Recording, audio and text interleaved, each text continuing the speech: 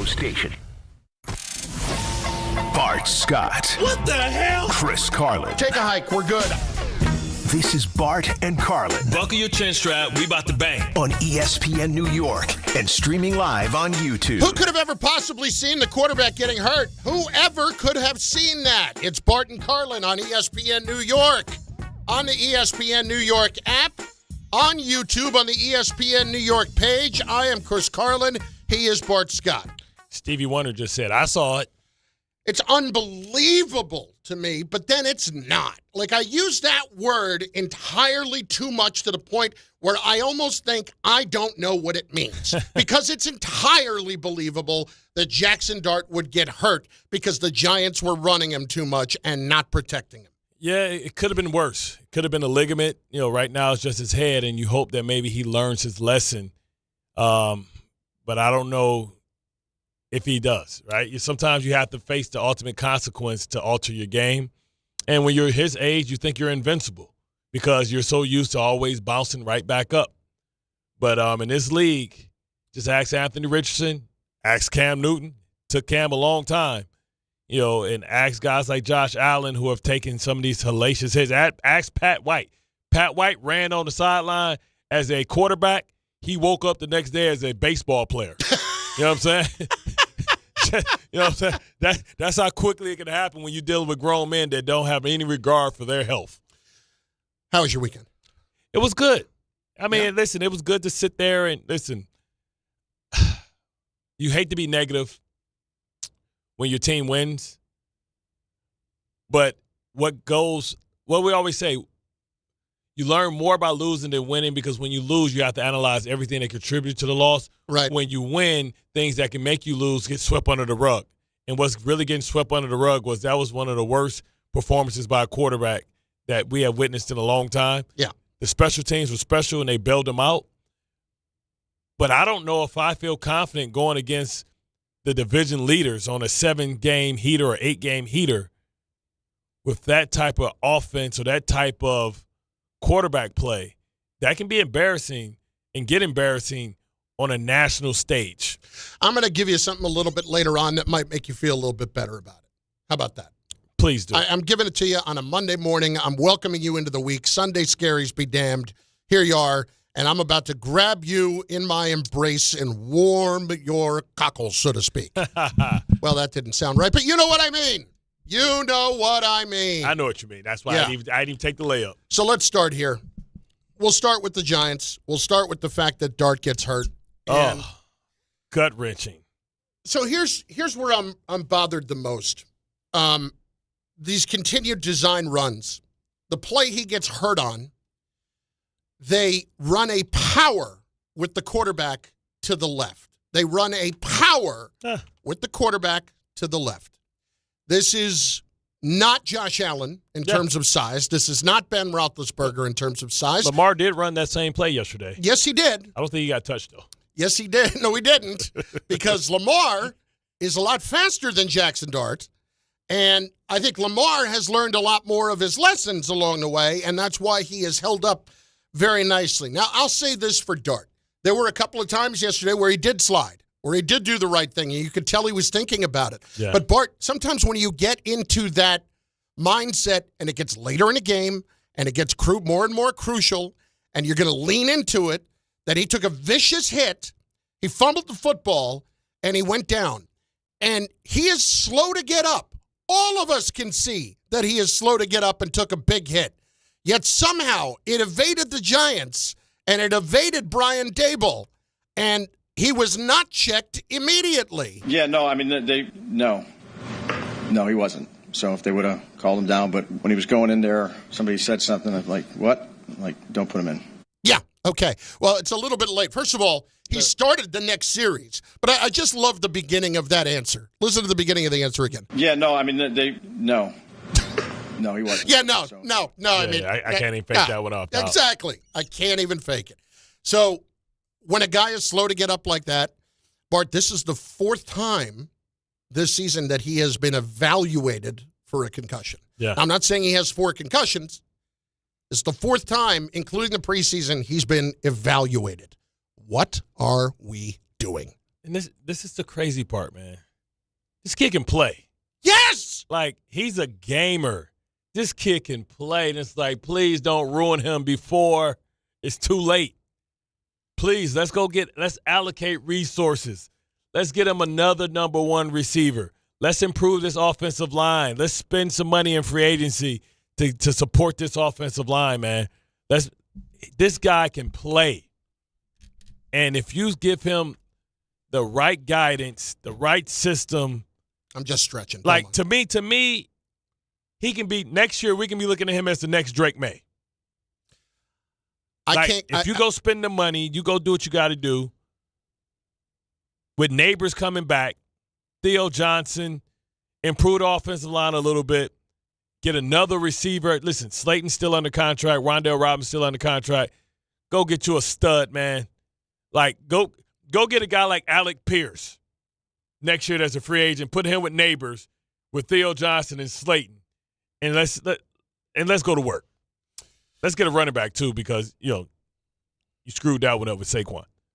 There have been people that have been of the mind that Brian Daboll needs to stay because he's having a very positive effect on Jackson Dart. Is he? I don't know that I can say that he is, because when you continue to run these plays and put the young quarterback in harm's way, all of your work with him during the week doesn't mean a damn thing if he can't stay on the field. And part of it is the quarterback's fault, okay? Let's not absolve him, because you have to be smarter. You have to be smarter. And in that particular instance, I'm not going to fault him for getting a concussion, because if he did get a concussion, I'm going to assume that he probably did, but who knows? But anyway, I'm not going to fault him on that play, because there is no place for him to slide. I will continue to fault the people that put him in harm's way.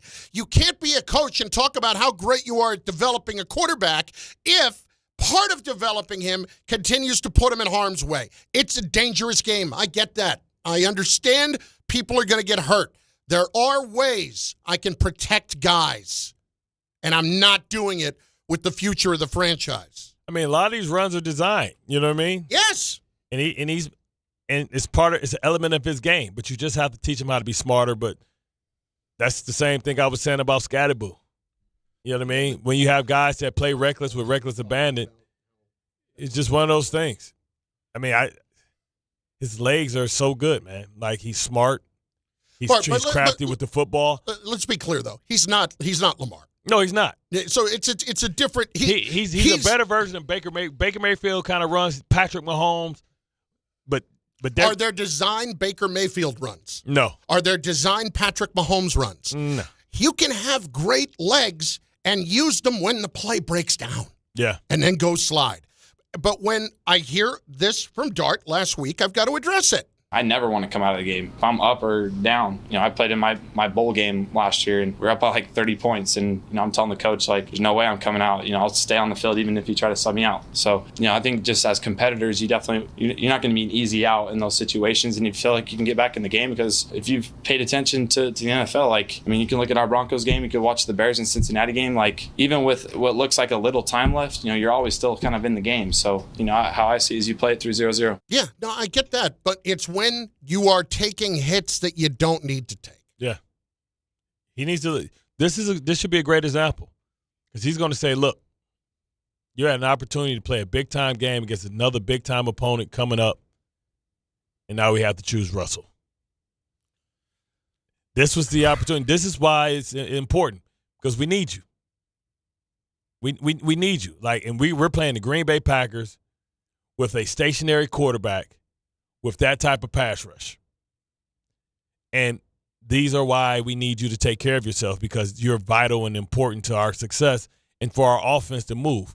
And now Russell was a professional. He came in and did what he could do. But ultimately, that's a game that you let get by. Like, if you're up by 10 points in the fourth quarter, it is no way you're supposed to lose that football game. So if I may. Not with the, highest price defense in the NFL. If I may, this is an astounding statistic, if you have not heard it. Against the Cowboys, Broncos, and Bears, the Giants had, respectively, a 92.3% chance, a 99.3% chance, and a 96.9% chance of winning in the fourth quarter. They lost all 3 games. The odds of that happening are 1 in 60,000. I went to look because there was a caller on DiPietro and Rothenberg this morning who said, if you actually look it up, there is a better chance of you being swept away by a tornado than actually having that happen. All right, Dorothy. By the way, same thing in a hurricane. Same thing in a flood. Typhoon? Better chances you die that way. Typhoon? It is. I'm sure typhoon. I'm sure that's in there. Much better chance of drowning. Much better chance of dying of a bee sting. What are we talking about here? It is mind-boggling to me that can happen. I'll get to that in a second. Yeah. But when you're the owner, there are going to be a lot of people yesterday screaming and yelling that today is the day to fire the coach because of what just happened, because he put the guy in harm's way again. To me, that's not it. I don't honestly believe firing the coach right now does a damn thing. Is he done at the end of the year? Sure.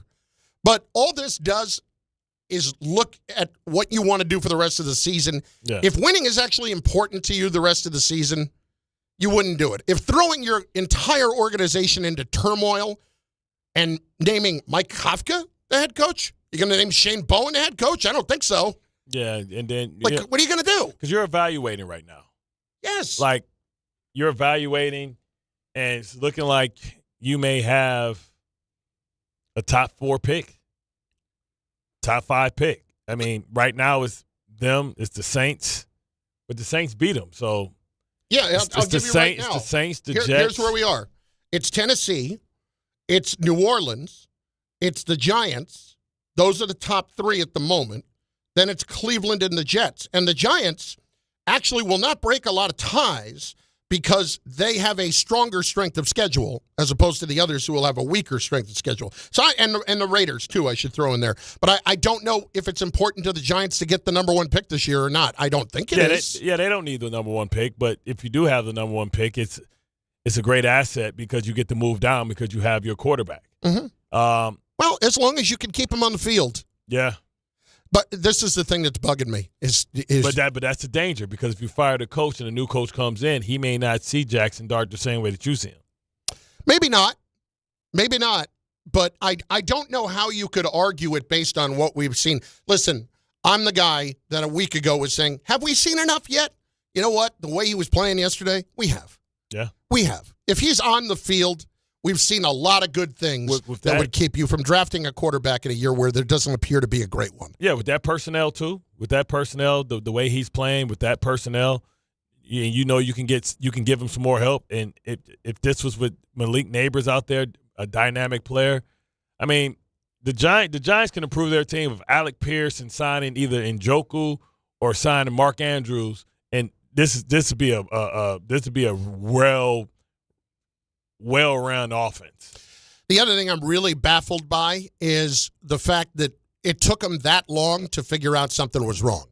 Like, dude, like a month and a half ago, you went sprinting into the tent to find out if the guy was okay. Maybe you didn't want to know. And then yesterday, maybe you just ignored it yesterday because you didn't want the answer to it. Yeah, all right. No, I'm not going to worry about it. Listen, he might have been slow to get up. He's fine.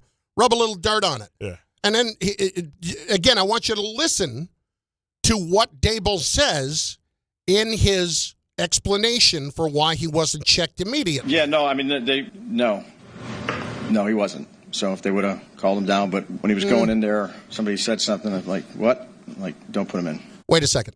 They would have called him down, so now we're 100% just relying on what's going on up above. The way he got up slow, you knew he was hurt, but you didn't know it was a concussion. Yeah. Are we not checking him out? In the 10 minutes that he's on the sideline, nobody's really recognizing that he's not right? Well, if he's not saying nothing, nobody else is going to say nothing. and you don't really want to know. If you're saying, hey, take me through that on the sideline, what that whole situation's like. If he walks to the sideline, you think he walked here, maybe he's dinged up, but you don't think anything's wrong with him as far as a concussion or something like that. That's different. Usually guys are woozy. Usually guys are around or they talk to a guy like, whoa, this dude don't sound right. I remember talking to a guy. He asked me what happened to him. I told him what happened to him, and he asked me again. I said, hey, man, come get him. Yeah. Because they start talking, because they don't have any recollection or they don't remember anything. I got to sneeze. Can you talk for a second? Oh, yeah, absolutely. I'm just sitting here like Russell Wilson's going to start, man. And we talk about what happened yesterday when we watched the Jets. It wasn't a lot of people in there, and that was for the Nick Mangold and all that stuff, what that stuff represented, which was a great thing. But it was a lot of gray seats and a lot of gray areas you can see there. I wonder, how does the Giant fans show their disdain? You have pretty much one of the biggest fan bases as far as traveling wise in the Green Bay Packers. For God's sakes, they took over Pittsburgh, which is unheard of. I can only imagine how much green and yellow will be in the stadium when the Green Bay Packers come, and how does the ownership group see that? You talk about the biggest indictment on Daboll will be how the fans respond. If the fans sell all their tickets in a silent protest or in a protest, then that would speak volumes. I mean, look at what happened 2 weeks ago against the 49ers. We talked about it at the time, that this Packers game is going to be a home game. It's going to be Lambeau East this week, and it's going to be not pretty. And selfishly, I'm not going to lie to you. Yesterday, I was talking to a friend of mine in the morning who's a Giant fan. And we're lamenting the whole situation. No. I'm calling the game this week. Packers-Giants. And I'm saying to my friend the whole time, 2-3 times in this conversation of about 10 minutes, just don't get him hurt today.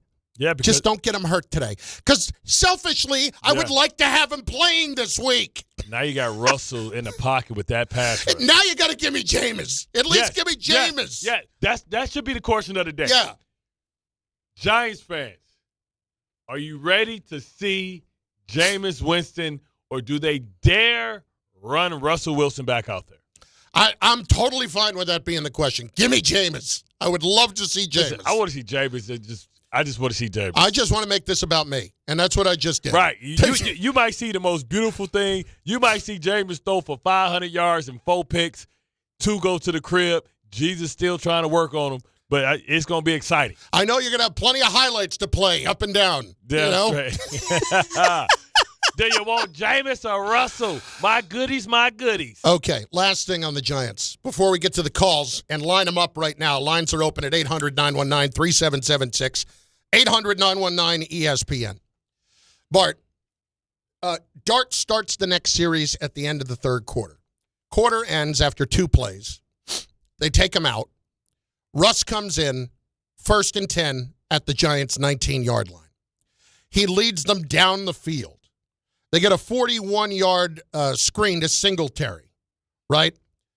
They get a couple of more plays. Tracy hit for 13 and 11. Ran the ball well. Yeah, they drove all the way down, 1st and goal at the 7. Singletary, 1st down, gets 6 yards. So nothing is going poorly at this point. You have a touchdown lead. It is 17-10. 2nd and 1, he loses a yard. 3rd and 2, or 3rd and goal at the 2, he gets a yard. 4th and goal at the 1. I know what the rationale is for the 2-score lead, for a 10-point lead. You are on the road. With the number 1 defense, though, you got the number 1 highest paid defense in the NFL. You are on the road. You are 2-7. What is the absolute worst that can happen if you actually try to step on somebody's neck and score a second touchdown? Ooh. You go there on 4th and goal at the 1, and you kick a field goal. Gutless. That was just gutless, and it was silly, and it made no sense, and I'm not going to lie. I looked right at the television at that moment, and I don't do this often, and I said, they're going to lose this game. They're going to lose this game. And they're going to lose this game 24-20, and that's exactly what happened. Listen, that's a tough call. Because, 4th and goal at the 1. Yeah, 4th and goal at the 1. That's a tough call because you know you're going to get the all-out blitz and you don't know if you're going to be able to get it done. I think, as being a defensive player, I say you go for it because I got confidence that my defense ain't about to give up 99 yards. Yeah. I'm saying, coach, don't even worry about it. We got your back. But I don't know how much confidence he has in his defense. So he's like, man, I need to try and get our defense there and hope that even if they score on our defense, it gives us an opportunity to waste a lot of time. Even after that, they force a 3-and-out. And the Giants still end up giving the ball back because they decide to go for it on 4th down, and they were lining up, rather, to go for it, and then they took the delay a game. It was just unreal that he chose to do that to me. And if you put yourself up 2 touchdowns, at the very worst, they're not going 99 yards on you. But at 10 with what 40 seconds, 4 minutes to go? They were up 10 at that point. Yeah, they're up 10 with 4 minutes to go. I'm looking at it. It's 3 minutes to go. They scored at 3:56. The Giants, or the Bears, rather, had the ball. 3:56. They started that series with 10 minutes left, and then they didn't score on that series. And then they started it with 6:13 left after the next Giants possession. Didn't you just know on 3rd and 7 that Russell was going to get sacked? Yes. And he, instead of stepping up in the pocket, he tried to retreat outside again. And Charles Gardner Johnson, you could feel the momentum slipping, man. But let me ask you this question: 4th and goal at the 1, with that situation, up a touchdown, and Russ has just led you down the field. If Dart was playing, would he have gone for it? Oh yeah, of course he would. It would have been, but Dart gives you different options. No, but he gives you that athletic student body left, student body right. Okay, he gives you the run pass options. Russ gives you none of that. Well, but Russ also just brought you 80 yards.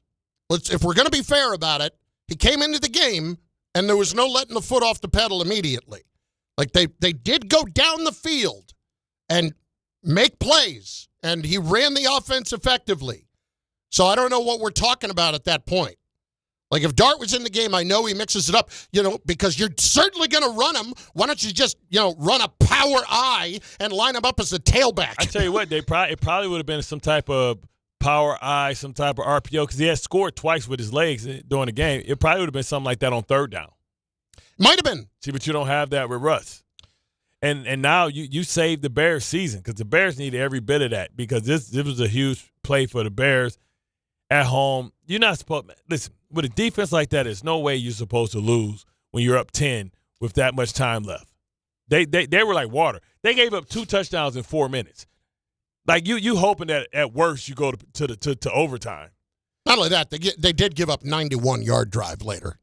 Yeah. 91-yard drive later, too. That's what I'm saying. So, like, this defense has to take a lot of accountability, because this is a lot of money being paid into this defense for them not to be able to protect a 10-point lead. But that's the other part of it for me. And Chris went viral, right?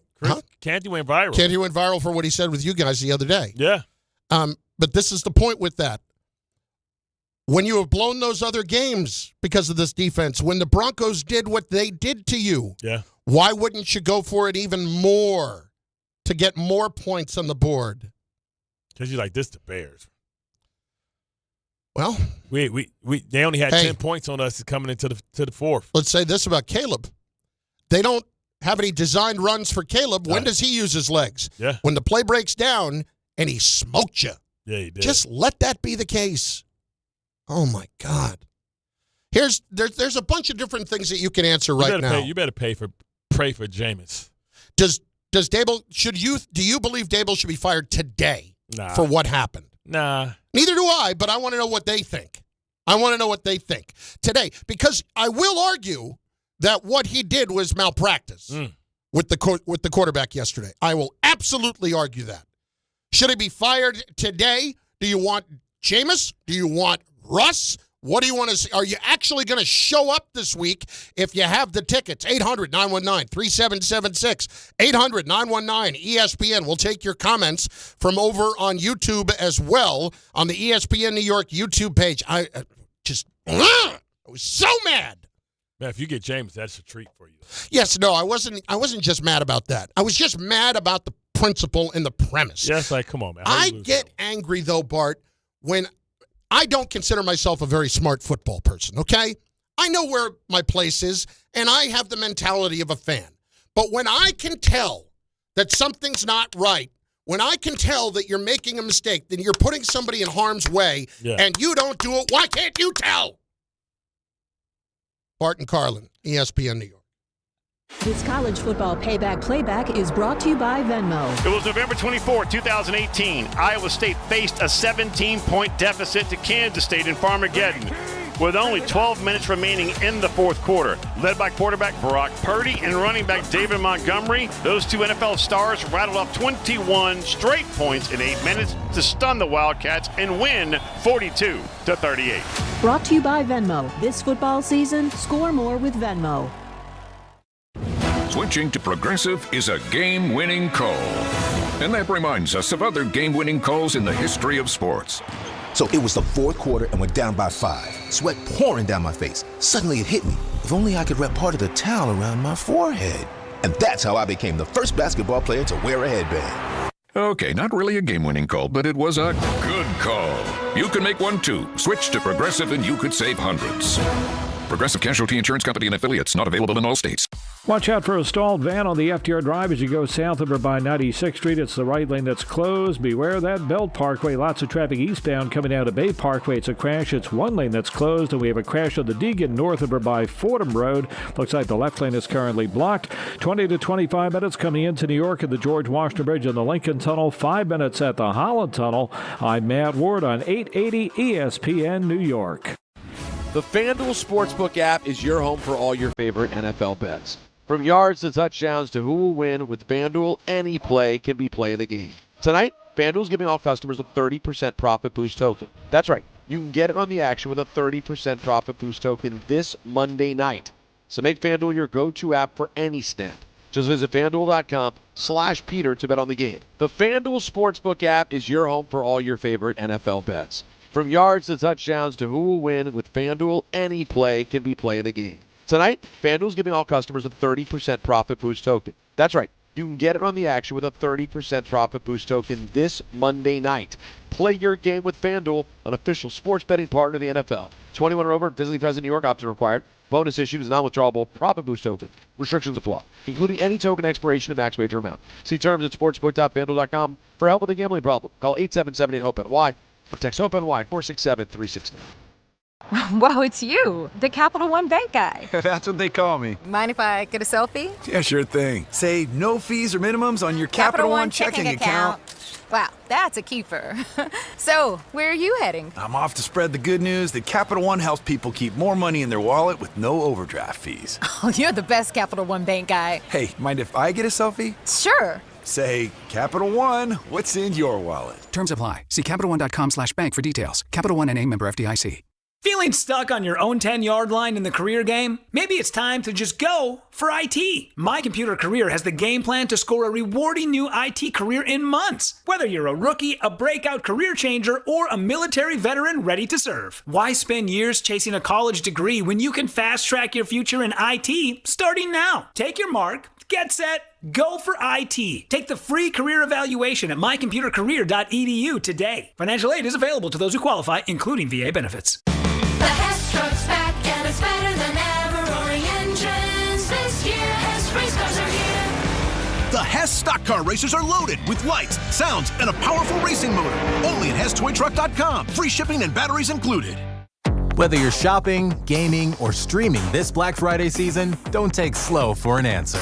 Get Optimum Fiber for the fastest, most reliable, and most consistent internet speeds. Starting at $25 a month. Call 888-4OPTIMUM or visit Optimum.com to switch. Act now and get a full year of Netflix, an unlimited mobile line, a $400 prepaid card, and more. All on us. Call 888-4OPTIMUM or visit Optimum.com today. Optimum. Don't take slow for an answer. Terms apply. See Optimum.com for details. This is an ad by BetterHelp. Shorter days don't have to be so dismal. It's time to reach out and check in with those you care about, and to remind ourselves that we're not alone. As seasons change and days grow darker sooner, it can be a tough time for many. This November, BetterHelp's encouraging everyone to reach out, check in on friends, reconnect with loved ones, and remind the people in your life that you're there. BetterHelp does the initial matching work for you so you can focus on your therapy goals. Short questionnaire helps you identify your needs and preferences, and our 12-plus years of experience and industry-leading match fulfillment rate means we typically get it right the first time. If you aren't happy with your match, switch to a different therapist at any time from our tailored recommendations. This month, don't wait to reach out. Whether you're checking in on a friend or reaching out to a therapist yourself, BetterHelp makes it easier to take that first step. Our listeners get 10% off their first month. Just call pound 250 and say the keyword timeout. That's keyword timeout after calling pound 250.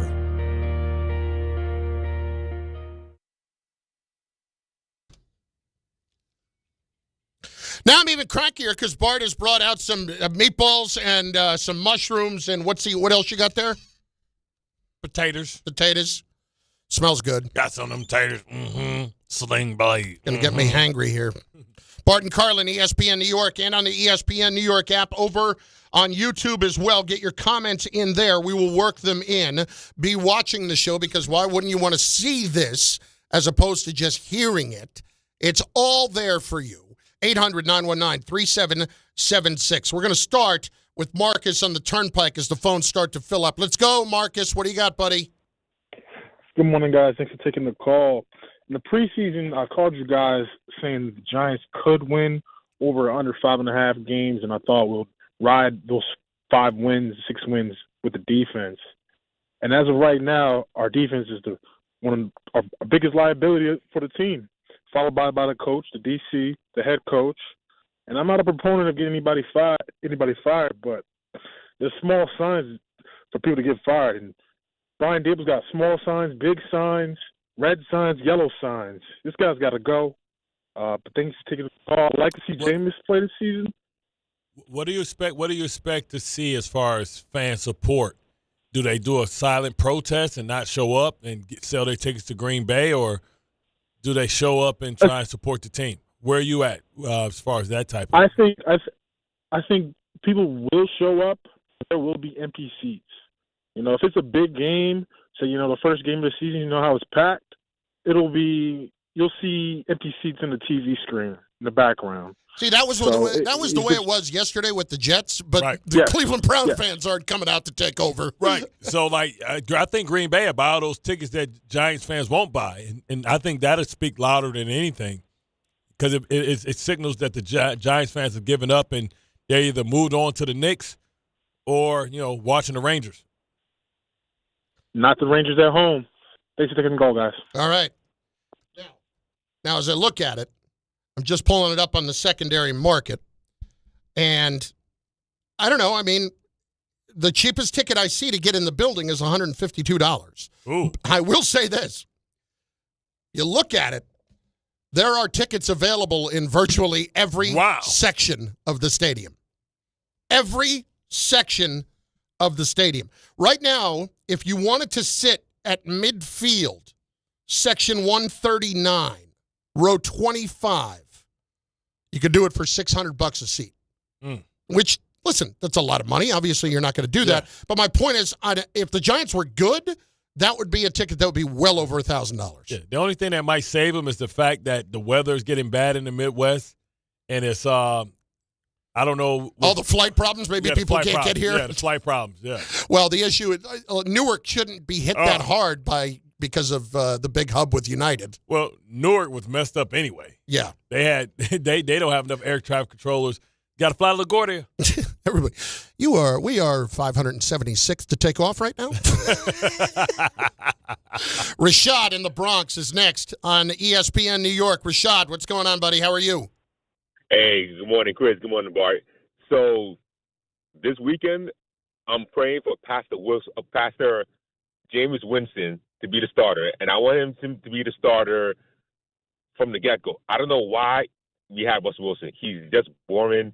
He's washed. He got exposed after the MVP season. He needs to go. And one more thing about the going on it on 4th down and 1. Yeah. Why not always go for it? The worst case scenario is you give the other offense the ball to one. A 1 yard move. Yeah. And your defense is at advantage. Yeah. It's all the same thing. And I get it. It's a 2-score game. Yeah. I get it.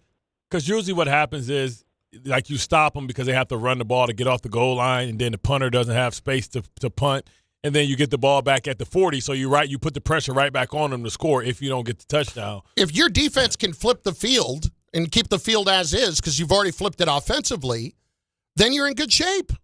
You're okay. All I'm saying is when you're a team that's 2-7 and you want to win games, what do you got to lose? And you're a coach that want to win games, why are you not going for it? Because that would have been a big win for them. It would have been. It would have been a good win for them, at least going on the road, and it would have shown opponent. And the defense didn't play horribly for the most part during the majority of the game. But then when it mattered, they stunk. 2 touchdowns. Yes. It stunk. Hey, man, they stunk. $160 million don't get you what it used to. Man. You know what it used to remind me of? The Giants in the mid-90s, mid to late 90s, always used to pound their chest about how good of a defense they were with Strahan and Jesse Armstead, and they were good. Yeah. But always, when it mattered the most, always gave it up. Always gave it up. 2 minutes to go. Think about that. You're in the fourth quarter 3 times, each time with a better than 90% chance to win the game. Not it's in your head, like, man. And you lose all 3. You just hear Adrian. You can't win. D in Connecticut. D, what's up, baby? How's it going, fellas? How you doing? What up? Yeah, no, I just wanted to call about the Jameis or the Russell Wilson starting this week. I would love to see Jameis start. That's just pure entertainment, and I would love to hear you guys' comments next week after the game. If Chris is calling the game. Chris is praying for Jameis Winston. Oh, I would love to see Jameis. Otherwise, I got a lot of 3-and-outs coming. I hope you get what you want, Chris, because you are easily becoming my favorite personality on the radio. It was Bart. It still is Bart. It's okay. But you're slight when you're about to take him over, man. I love just how outrageous you are. Bart's crazy, but you're pretty outrageous, and I love it. You guys are the best 3 hours of my morning every day. D, let's keep it 100. You've been taking your dates out to his Carlin Corners reviews, and you've been getting lucky. That's real. Great. I appreciate the sentiment. I am my 4th favorite host on this station. I am slightly ahead of Peter. 800-919-3776. You become a Chuck Willery, man. Frank in Newark is next. Frank, what's up, baby? What do you got? Whoa. Hold on. Hey, what's up, Carlin, baby? Hang on. What? Okay. Never mind. Daboll scheduled to speak. Oh, okay. You scared the hell out of me there for a second. What did I miss? Oh, wait. What's up, Frank? Hey, what's up, guys? I'm going to say this, Carlin. I quoted you quite a bit this week with saying that it's franchise malpractice and what have you. But you know what would actually, despite a long season so far, you know what would actually cheer me up and make this feel like a winning season, a winning year for me as a Giants fan? What's that? They fire the staff. It doesn't matter when they do it. Just just pull the Band-Aid off.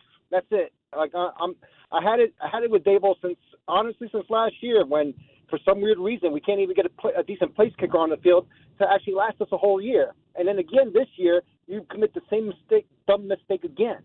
I mean, it's like, how many times are you going to shoot yourself in the foot with the same mistake? Oh man! And that's, to me, I forgot. Frank, you know what today is, Frank? You know what today is, Frank? This week is. It's the Justin Tucker sweepstakes. Come on down. Oh, because the suspension ends? Yeah. Oh, okay. Well, thanks for cheering me up on that one. That really made my day. But, it's I spoke to it with Dan Graz on Saturday. He said he agreed with me on this thing, where he said that it's kind of stupid when you can't even get your place kicker on the field. And the worst thing of it all is you had wind of it that he was actually slightly hurt way before the first game of the season last year. And to me, the most embarrassing part of the Daboll whole thing, coaching tree thing, is the fact that we lost that game, but the most embarrassing stat was that we never gave up a touchdown in that game and still found a way to lose it anyway. Listen, there's a lot to this, okay? If you're going to go back to the whole Dart thing, being injured 4 different times this year, including the preseason. Not that he had one, but he was evaluated for a concussion. 4 different times that he's taken those kind of shots, that at some point you would think maybe we have to scale this back a little bit before we actually get burned. And the first 3 times, didn't get one. Yeah. Didn't get it. Maybe, hey, we're kind of dodging bullets here. Maybe we ought to be a little more careful. Protect him from himself. Bart, I told you that I'm just going to give you random things that are more likely to happen than losing the 3 games that the Giants did with the leads that they did, where they had a better than 90% chance of winning the game. The math was done on it, and that is a 1 in 60,000 chance that they would lose all 3 games. There is a much better chance. In fact, it is 4 times more likely that you would die in a volcanic eruption than that would happen. That's only 1 in 14,000. Listen, we should keep this theme going for the whole show. Yeah, no, I think I'm going to do that. There is 12 times the likelihood that you will get injured in a chainsaw accident in a year than you will actually lose all 3 of those games. Bart and Carlin, ESPN New York, and on the ESPN New York app at 800-919-3776. How do you handle this situation? Are you firing the coach right now? Are you waiting until the end of the year? To me, it makes no sense to fire him now, even though he is deserving of a lot of the blame. And I also want to know this. Are we actually starting to separate more and more the coach from the GM? 800-919-3776. Bart and Carlin on ESPN New York. Good Karma Brands is proud to be an equal opportunity employer, providing equal employment, development, and advancement opportunities to all teammates and applicants. To learn more about careers with us, please send an email to talentacquisition@goodkarmabrands.com. That's talentacquisition@goodkarmabrands.com. You make sure his toys don't have any sharp edges. You taught her what to do when the smoke alarm goes off and to wear a helmet when she rides her bicycle. You do so much to keep your child safe. But are you using the right car seat for your child? Car crashes are a leading killer of children ages 1 to 13. Protect your child's future at every stage of life. For information on the right seat for your child, visit safercar.gov/the right seat. Sponsored by the New York State Governor's Traffic Safety Committee. Murray to the net. Score! The New York Islanders are back in action with a brand new theme night schedule you won't want to miss. Bring your friends out for the holidays and take home a custom holiday replica jersey or arrive early for special bobblehead giveaway nights for Matt Barzell and Bo Horvat. Barzell for Horvat, score! Explore the full theme night schedule at NewYorkIslanders.com. If you've been injured in an accident that wasn't your fault, then you need a lawyer who knows New York's unique personal injury and workers' compensation laws. At the Parisman Firm, they have decades of experience handling all types of accident cases and a proven track record of delivering huge results. Their team has already recovered nearly $1 billion for injured New Yorkers. From construction to car accidents and slips and falls, they've got you covered. Call the Parisman Firm now at 718-WORKERS, where your case is their cause. Get the justice you deserve today. Score a win this game day with Amazon Pickup, the MVP of package pickup. Need that new football jersey for the big matchup? With Amazon Pickup, you can collect your order from secure Amazon lockers or counters near you on your schedule. Whether you're running from work or home or straight to the tailgate, Amazon Pickup makes it easy and worry-free at no extra cost. Don't miss kickoff. Grab your gear and your packages when it works for you. Find your nearest Amazon Pickup location at amazon.com/pickupmvp. That's amazon.com/pickupmvp. This is the story of the one. As a custodial supervisor at a high school, he knows that during cold and flu season, germs spread fast. It's why he partners with Grainger to stay fully stocked on the products and supplies he needs, from tissues to disinfectants to floor scrubbers. All so that he can help students, staff, and teachers stay healthy and focused. Call 1-800-GRAINGER, click Grainger.com, or just stop by. Grainger, for the ones who get it done. The Post-crib assembly press conference brought to you by Progressive. Michael, you had some trouble putting the crib together today. What went wrong? You know, those instructions can be tough, and, well, you saw the outcome. Were you upset when your wife pulled you and called in the backup? No, I mean, the baby needs a crib to sleep in, so whatever it takes. You've got a changing table to put together next. It's got a lot of drawers. What's your comment? You know what? We're done here. Like it or not, sometimes you need a backup. That's why there's Progressive to protect your home and auto. Progressive Casualty Insurance Company affiliates and other insurers. Not available in all states or situations.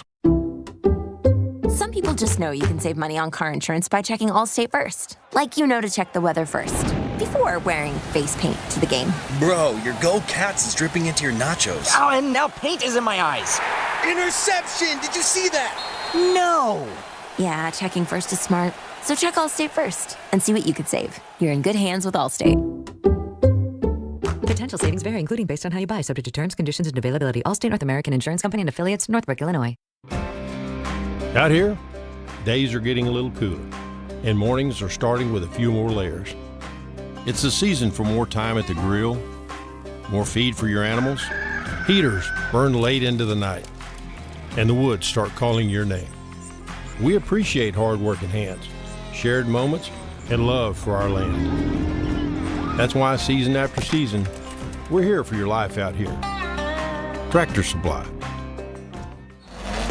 NBA fans, the race for the Emirates NBA Cup is on. Let the games begin. 30 teams will start, but only 8 will advance. Oh, he puts it in! And only one champion will capture the cup. Let's go! To finish first, they'll have to put the pedal to the metal. Who will capture the cup? Well, let's see what happens on the court. Basketball is back! Emirates NBA Cup Group Play continues every Friday on Prime.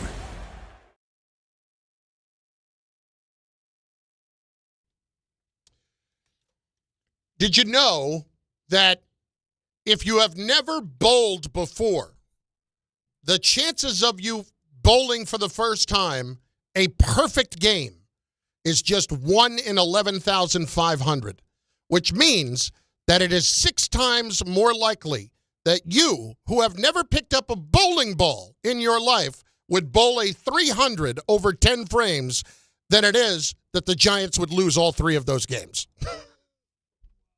It's Bart and Carlin, ESPN New York. We're just going to keep firing these at you. Yep. All day. All day. I would say, it's a lot more likely you're going to get audited by the IRS, but it really is. That's only 1 in 220. Oh, wow. I thought it was a lot more than that. Anyway, 800-919-3776, 800-919-ESPN. Jeff is in East Orange. He's next on ESPN New York. Jeff, what's going on? Listen, 4 years ago, I wanted this thing to be over. I'm trying to tell people we had Spagnola back, I think, 4 or 5 years ago. I think it was under Pat Sherman. And I was saying that year, I think we had 21 guys in IR, which was worse than NFL that season. I said, if John Mara's smart, you should bring Spagnola back as a head coach and basically with a full, healthy roster and build this thing back up. I'm telling people this, no. That's a stupid move. Okay. Big Red from Kansas City put their call in. Spags go to KC, win 3 Super Bowls. Everybody looking at me like I'm crazy. Winning breeds winning. The man won was in 2007, first year as defense coordinator. He knows how to win. But do you think he can be a head coach? Do you think he can be a head coach in this league, or is he just a really, really good coordinator? Because if you fire Daboll, you'll have an opportunity. I think that more of a Giants hire is a guy like Mike McCarthy. Yeah, how about Mike McCarthy and you hire Spags, but you pay Spags big? No, Spags. Andy Reid would never let him do that. Okay. You got a better chance than hiring Rex and McCarthy. Well, listen, I don't even think that's the worst thing in the world either. I just think with Spags, you want to talk about him being a head coach. I mean, he was with the Rams. It didn't really work out. He filled in with the Giants. Okay. I think Spags is probably pretty happy with where he is now that he's at this point in his career. He's Josh McDaniels. He's a great coordinator. But when you give him too much of the other responsibilities as far as setting the culture, I thought we'd get rid of the culture. And I don't know that people understand how much coordinators actually make the really good ones. Yeah, 2-3 million. I think a little more than that. Yeah, 5. Assistant. They give him an like assistant there are head position coaches like Stoutland makes like $3 million, I think, in Wow. Philly. Makes a ridiculous amount of money. I tell you what, Harbaugh had all his assistants making $1 million at Michigan. Everybody was making $1 million. Damn, I need to be a college coach and get fired. I just want to work my way up to be a college coach and everybody respect me and then just let go of the rope. You are 12 times more likely to live to be 100. Damn. Than to lose those 3 games. 12 times more likely to live to be 100 years old. Wow. I'm just looking at some of these stats. I'm just so disappointed in the defense, man. I mean, I know they only gave up 24 points, but this is supposed to be one of the best defenses in history. Man, did you see, man, Burns got chin checked by Darnell Wright. Oh, my goodness. Oh, my. Oh. I hope he tripped or slipped or something, but he tried that spin move, and he was like, I am ready for that, bro. It's Bart and Carlin, ESPN New York. Mark in Delaware is up next on ESPN New York. Mark, what's going on, buddy? How are you? Hey, guys. How we doing today? Excellent. We hang it in there, man. We 50-50. We got a win and a loss. We're going to get to the Jets here in a few minutes. I am a depressed Giant fan, and the question I have for you, Carlin, is how many coaches, GMs would get a year 5 after losing year after year? It just can't happen. Daboll needs to be gone, and Shane needs to go as well. How do you justify keeping Shane for a year 5? There's only one thing, and I don't agree with it for the record, because if you look at the rest of Shane's drafting history, it has not been great. But it's not even been good. The one thing I would say is when you come up with the quarterback, that solves all issues. And he's going to say, hey, it might have been him that wanted him, but I'm the one that went and made the trade and got it done to get the guy here. That's how much I believed in him. But you might get him killed. Chris, he's had so many misses. It's ridiculous. I agree. Look at Mark. Mark. I mean, it's a chunk. Mark, look at the other guys that Joe Douglas supposedly and mostly has hit on, and what he missed on. He missed on the quarterback. He doesn't have a job. True. That's it. Right. He drafted a lot of other good players. So he's gone. That's all. The quarterback fixes everything. It fixes every problem. You saw that on display yesterday. Breece Hall, Will McDonald, Jermaine Johnson brought Quincy in. Yep. That was all Joe. And, boy, Breece looked good. We'll get to that in a minute. James in Pennsylvania is up next on ESPN New York. James, what do you got? Hey, thank you guys for taking the call. I just got a quick question for Bart. Now, at the end of the game, when you're leading like the Giants was, what is the discussion between the players and your defensive coordinator about finishing this game and making sure that we win this? I'm not understanding that part. I mean, what's understood don't have to be said. For us, it's like, all right, 3 and out. Let's shut the door right now. We know that they have to try and impress and throw the football. Let's make sure we keep the quarterback in the pocket. Let's make sure that we heat him up. We're not going to play this bend, don't break stuff. We're going to come after this guy and force him to make a decision under duress and hope that we can come up and make a play. But what we're not going to do is give up any big plays down the field. Right. We're going to make sure that, hey, tackle him inside of the don't let him get out of bounds to stop the clock. We're going to protect the press outs and stuff like that on our cover threes. We're going to maybe try and play outside leverage and funnel everything to the inside so that we can make sure that they have to use their timeouts, make them have to run out of time. But we're going to try and make sure that we understand that the first play of every drive starter is some type of screen or some type of safe play. And then they want to get into their second play real quick. So we understand, hey, when you're tired, as soon as the play's over, run out to the sideline so we can get a fresh body in for you. Don't lay down there because they'll catch you with 12 on the field. And we understand we have our defenses that if we can't get a call in, we got our default defenses and our linebackers, and everybody knows what they are in case we need one. We got some that's a zone. We got one that's a safe fire zone. We understand. And if worst case scenario, if you can't get off the field, fall on the ground and play lobster, and it's under and you mess around and you get a timeout because you act like you hurt. And don't forget what leg is hurt so you can limp on the sideline. But for Chicago, they have a very limited of players that can make plays. So is there somebody that's spying certain people to making sure that they're not the ones that's involved in making plays? Well, they didn't spot a quarterback, and that's the difference, right? He used his legs in pivotal moments, but you got to understand that, hey, this is what he's doing now. So now we have to be disciplined in our pass rushes. So like that's the thing. Like they stopped rushing as a unit and gave up the edges, and Caleb Williams was able to circle the defense and get some huge explosive plays because you are doubling everybody, because you are making sure that they can't throw the ball down the field. But there's certain defense that you can't play. Like you play man-to-man against an athletic defense, then you take off, as I'm watching a highlight right here. You know what I mean? As watching Brian Burns get decapitated. But, you know, he was able to, like, right now, that's Thibodeau going up the field and missing the sack and buying time and turns into a huge first down. You know, you got to be disciplined in your pass rush. You are 3 times more likely to wind up in the hospital due to a golf cart injury than you are to lose all 3 of those games. Bart and Carlin, ESPN New York. Monday with Don, Hahn, and Rosenberg. The Jets win, but is another fourth quarter collapse for the Giants and an injury to Jackson Dart enough to seal Brian Daboll's fate? Brian Daboll is gone. Gone. And if you told me I had to choose one guy to be gone every day of the week, it would be Brian Daboll. It's another failed season.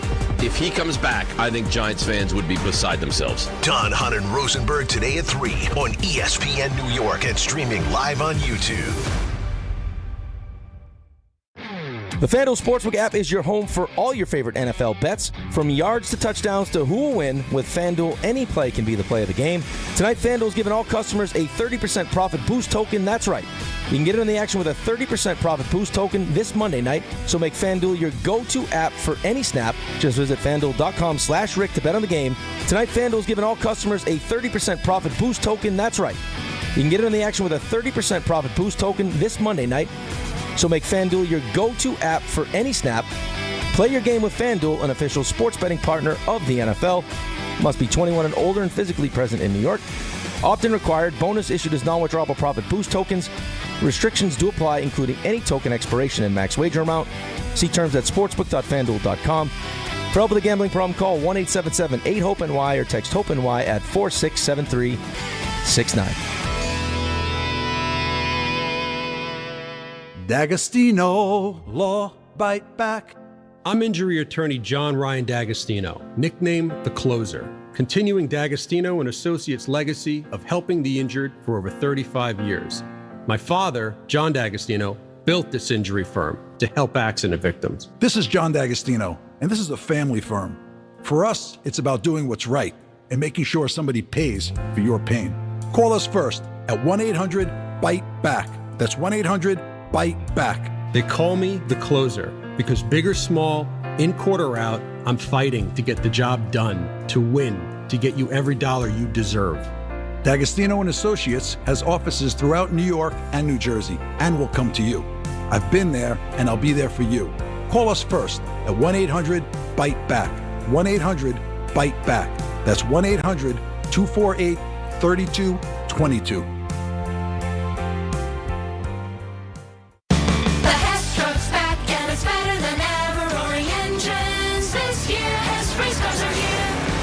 The Hess stock car racers are loaded with lights, sounds, and a powerful racing motor. Only at HessToyTruck.com. Free shipping and batteries included. Serving contractors, builders, and homeowners in the tri-state area since 1987, Brooklyn Window & Door is New York City's largest stocking dealer of quality Andersen window and doors. The professionals at Brooklyn Window & Door will help solve any of your window replacement needs or applications. Visit Brooklyn Window & Door's award-winning showroom to see the complete Andersen product line, including the 400, 100, A&E series. Andersen, built, backed, and serviced like no other window. Visit Brooklyn Window & Door at 185 30th Street in Brooklyn or call 718-WINDOWS. Do you owe $10,000 or more in credit card debt or personal loans? With credit card debt at all-time highs, Debt Relief Advocates is urgently notifying consumers of debt relief now being made available, designed to aid consumers with out-of-control credit card debt. Those who qualify and enroll for this relief program will only have to pay back a fraction of what they owe. This is not bankruptcy or a debt consolidation loan. This is a relief program that credit card companies would rather you not know about, as it ends your debt nightmare and saves you lots of money. Consumers owing at least $10,000 $20,000 in credit card debt or personal loans can now take advantage of this debt relief as the cost of living skyrockets. Debt Relief Advocates has established a relief hotline for you to call to learn what debt reduction you may qualify for, so don't wait. For this free information, call the Relief Hotline at 800-606-8737. 800-606-8737. 800-606-8737. Hey, this is Mika Zibanejad. Hey, this is Adam Fox. Catch every Rangers game right here on 880 ESPN. WHSQ and WCBS-FM HD2, New York.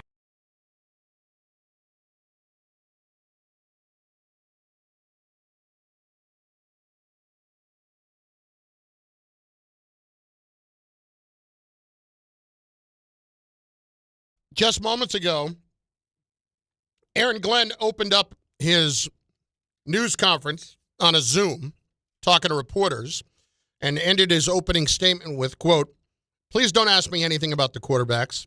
You know I'm not going to tell you, and I don't want to waste my time when it comes to that, when it comes to who's starting," end quote. Rich Cimini just tweeted that a few minutes ago. But, he got away with that because nobody asked them that yesterday before the press conference. At the press conference, I was surprised because, like I said, with everything that went down yesterday and all the good things, Breece and McDonald and, the special teams, man, that was some horrible quarterback play. Yes, it was. I mean, he threw for 42 yards, and 50 of those yards it was a 1-yard pass. Are you more likely to lose those 3 games if you're the Giants or have back-to-back punt return, kick returns for touchdowns in a game? Man, I'd love to know the odds there. Yeah, it never happened in Jets history before, and I guarantee you it's probably only happened maybe once or twice ever in football history. Well, listen, and good for them because they made good plays. They made good blocks. They exploded. Isaiah Williams made a big play, and I frankly am going to look at this more from the positive standpoint today. I knew what I already know about Justin Fields before this. And now, if it's taking this drastic of a performance to figure that out, well, that's on them. Okay? But we always know that Justin Fields is used to being able to have good games. And then it's the inconsistency. He'll give you the game in Pittsburgh. And then he'll give you more games like the Broncos game than any other game. He'll give you the game like a couple weeks ago. Yeah, then he'll give you against Cincinnati. Then he'll give you the Cincinnati game. Then right back in like what teams are saying, like, listen, we're not going to play man-to-man because when we play man-to-man, he can see that it's one-on-one, and he'll throw it, and maybe one of his guys will make a play. Let's play zone and make him have to read through progressions and not see where the guys are coming from. They finished with 42 net passing yards. 42. And how long was Breece's touchdown run? No, wait a minute. 42 yards. That is the fewest by any team since Week 18 in 2022. Is that what that says? Yes, it was. And the starting quarterback at the time, Sam Darnold, with the Carolina Panthers. Wow. And you're right. But ain't Sam Darnold today. That dude's an MVP candidate. Right? We talk about MVP candidates. Oh, my God. He's killing it. But that aside, when we watch what happened there, you're right. It was a 40-yard screen pass for a touchdown. Oh, cover zero. That's the only thing I will give him credit for because he actually did make a good play on that. By getting him the ball. Yeah. Being able to get rid of the ball. But it was a designed screen. Yes, I know it was. It's not like he went through this progressions like, let me find somebody. That was the primary receiver. I know. Receiver. Yeah. But, actually getting the ball to him given what was happening to him in the moment. That's it. Bart, other than that, he was terrible. You got a low bar. Who would you rather start your football game, Russell Wilson or Justin Fields? Oh, that's not even close, Russ. Yeah. That's not even close. I would much rather see Russ than Justin Fields. Yeah, man. Right now. I don't know how you can think otherwise because let's just talk about the good things for a few minutes here. Let's be positive because it's been so bad for the Jets this year. And off of that trade, I think off of those 2 trades, I think it's important to at least acknowledge at first this could have been a pack-it-in game. This could have been we're shutting it down for the season type situation.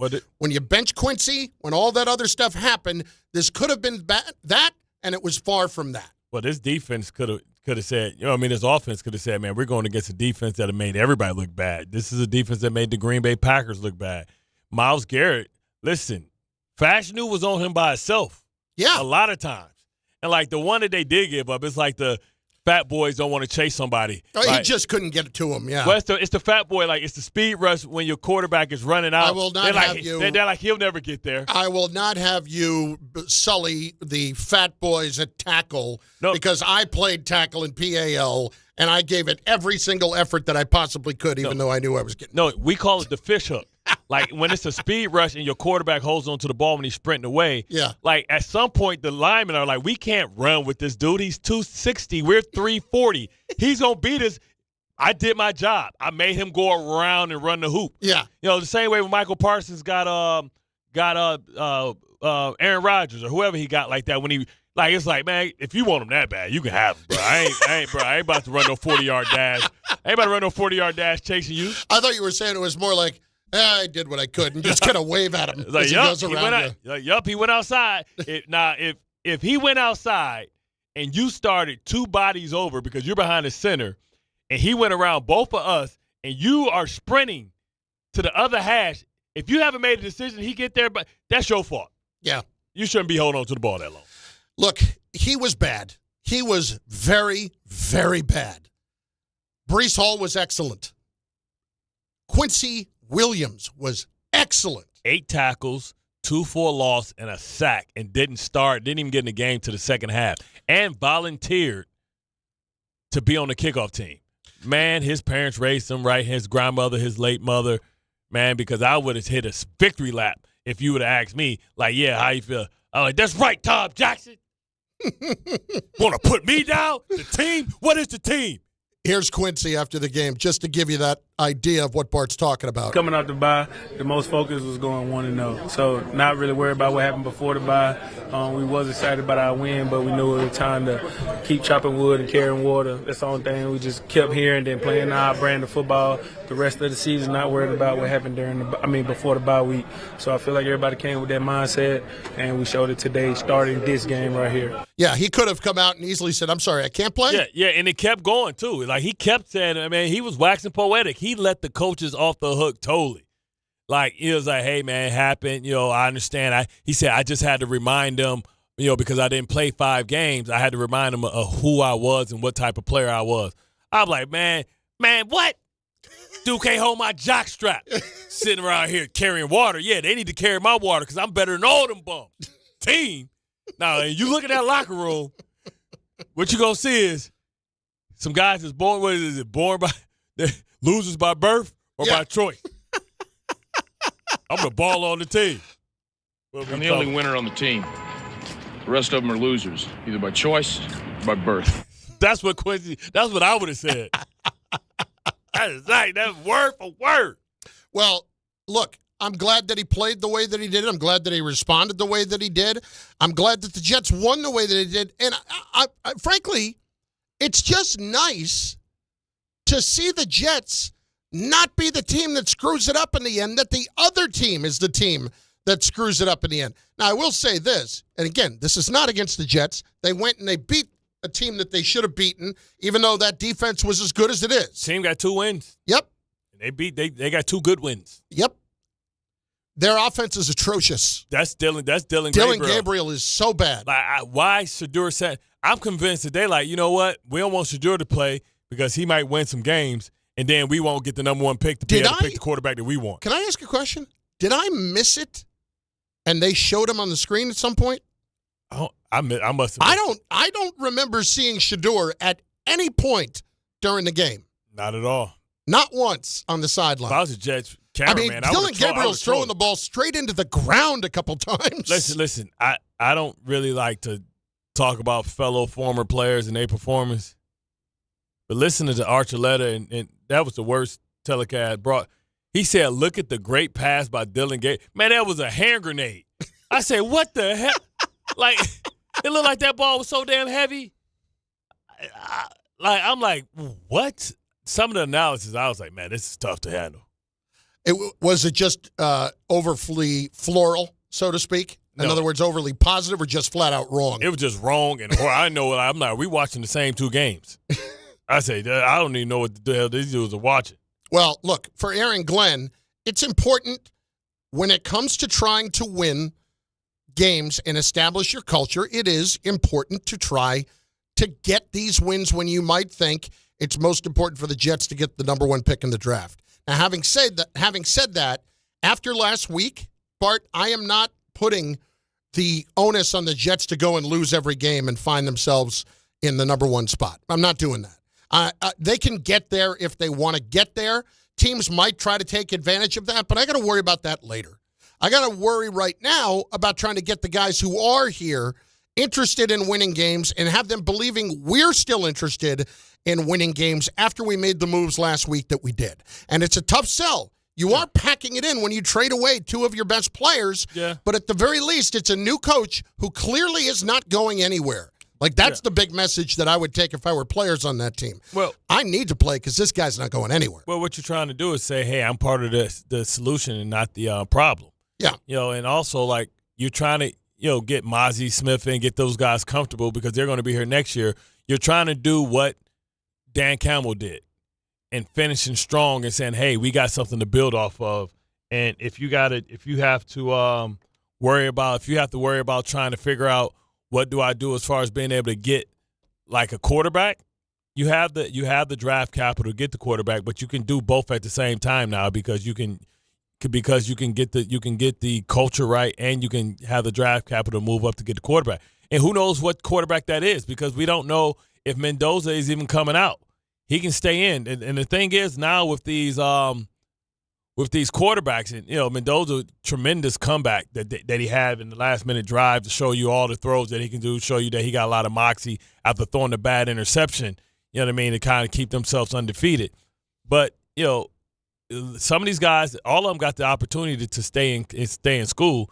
So you're trying to lose for people that may not even be there. Just make sure that you play, you set the culture, and you're able to take advantage of it the way you need to in case things fall your way. But at no point do you just lose games because you have to evaluate the rest of the guys on your team to see who's staying.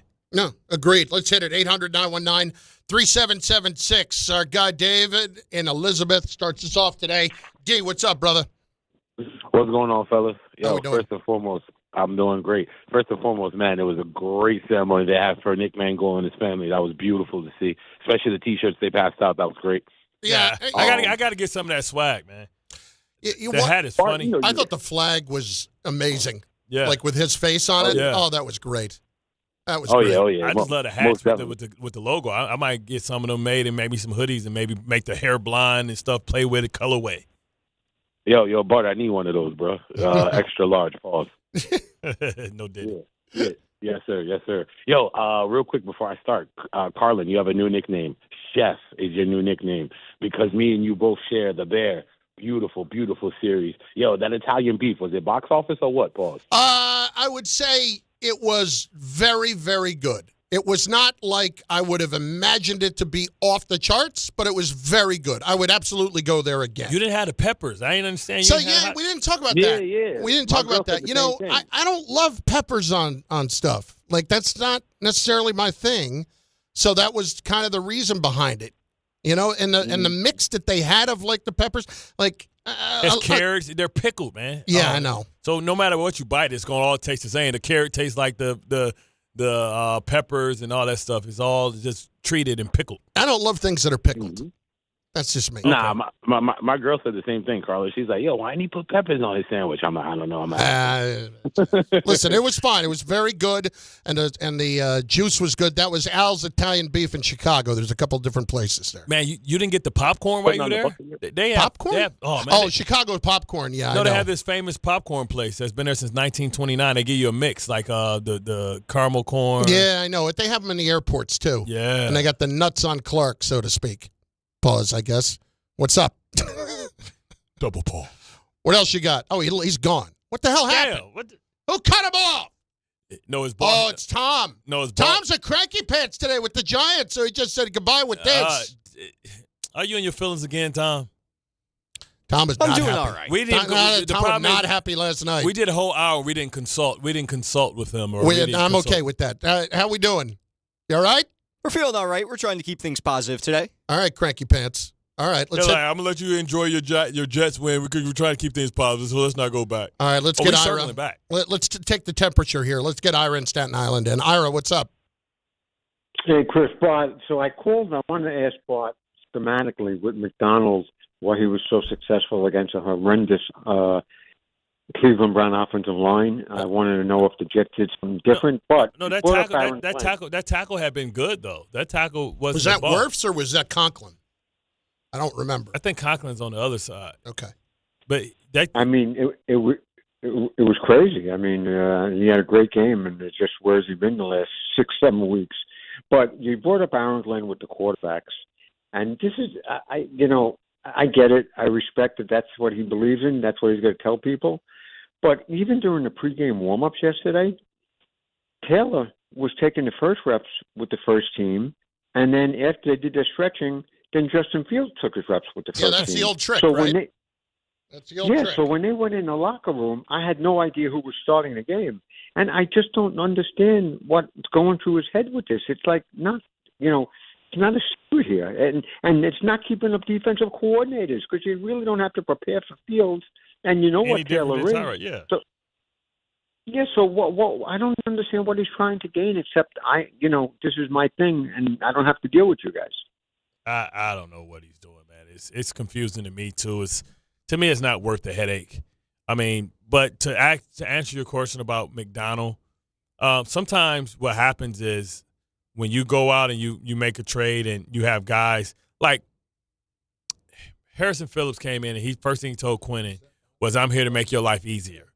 And so when you bring in Mozzie Smith, like what happens is they're a lot bigger than Quinnen. Like Mozzie probably outweighs Quinnen by like 34 pounds. Briggs as well, little fire hydrant. So what happens is they're not trying to go for the sacks. So what happens is you got two big guys that's over 320 pounds playing in the middle now. They're really big now. Remember last year we were talking about how small the Jets were, people ran the ball. Now you got two guys that are going to eat up the two blockers on the inside, and now you're going to get pure one-on-ones on the outside because they're just massive people that a guard's going to need help because he has to put his arm up. The center's going to need help because he has to snap the ball. He can only control these guys one at a time. These guys aren't trying. Like I told before on a podcast I did today, I played with a guy like that was selfless, like Kelly Gregg. His only job was to make sure that you made the plays. So when you have that, like he may fall into a sack or two because like the guy run around and they come to you, but it was clear that the guy was eating up the tackle or eating up the guard and the center, and they couldn't work out and fan out to Will or to Jermaine. I heard somebody make this comment the other night. How accurate do you think it is, honestly? Mm-hmm. Talking about Ray Lewis. Said everything that people say about Ray, amazing player, all that. Let's be clear. Didn't get touched a lot by an offensive lineman because of who was in front of him. Yeah, that's probably 60%. But remember, he played a couple years without Saragusa. He lost those guys for a while. Then he had guys like Kimo Kiyamatu, who was a undrafted free agent. He had Kelly Gregg. And remember one time he called himself Michael Jordan. He was like, how Michael Jordan going to play without a Scottie Pippen? And Kelly Gregg was like, huh? You won a defensive player of the year behind me. But then the next year they went out and they drafted Haloti Ngata. Yeah. Right? But before that, like he had like little guys. So what I can say about Ray is Ray played in a 3-4 where you don't have as much protection, and he's played in a 4-3, and he was effective in both of them. Remember Jonathan Vilma asked to be traded because he couldn't play with the guards getting off. Ray was a all-system type of player, but he was protected. But, that's every team. So was Urlacher. I thought Briggs was the better football player, the more talented out of the two. But, the defense was set up for Urlacher to make all the plays. Ray in Staten Island is next on ESPN Ray New Lewis? York. Ray. Hey, gentlemen, how you doing? Bart, your reaction to the Cleveland lineman jumping was amazing yesterday. But I have one quick recommendation and then a question. Hang on. What'd you say? They were just so stupid. Like, I can't believe I in today's climate, I had to wonder, did he have a prop bet? Was it like Spaceballs where Rick Moranis says, I can't believe you fell for that? Well, you saw Mimbu. Mimbu started doing some type of tribal dance. Did you see laughing. the dance? He like, I can't believe this dummy fell for it. Everybody in the stadium knew that they were not hiking that damn football. And I'm like, man, hold up, man. This dude must have a point spread or something. That was crazy. So, quick recommendation for Mr. Carlin. If you like food truck food, Cali Cooks in Staten Island. I'm not affiliated, but it's amazing. What kind of food? Cali's. Okay? Like burgers, chicken, that type of thing. Amazing. What is it? So Give me a spelling, please. A spelling. K-A-L-I Cooks in Staten Island, New York. I will add it to the So list. just a recommendation. I will add it to the list. My question is about Breece. So please tell me what the likely outcome is of the whole Breece Hall thing. Like, please tell me they're going to be signing this guy. We can't lose him. He's too good. Yeah, and now at this point they'll lose him for nothing because he unless you franchise tag him or transition tag him, which is at like $11 million. I think you go ahead and you do what's right for the locker room and you sign Breece Hall. But the transition is non-exclusive, isn't it? Right, so somebody can come off from him. Yeah, somebody will come off. They got to give up something with that, but they can come up and do it.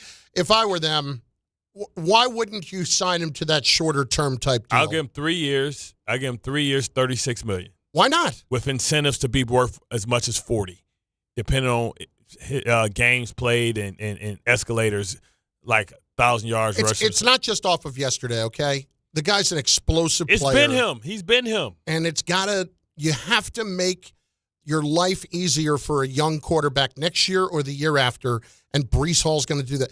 Think about yesterday, just what you got from Fields and how Breece Hall made a difference in the game.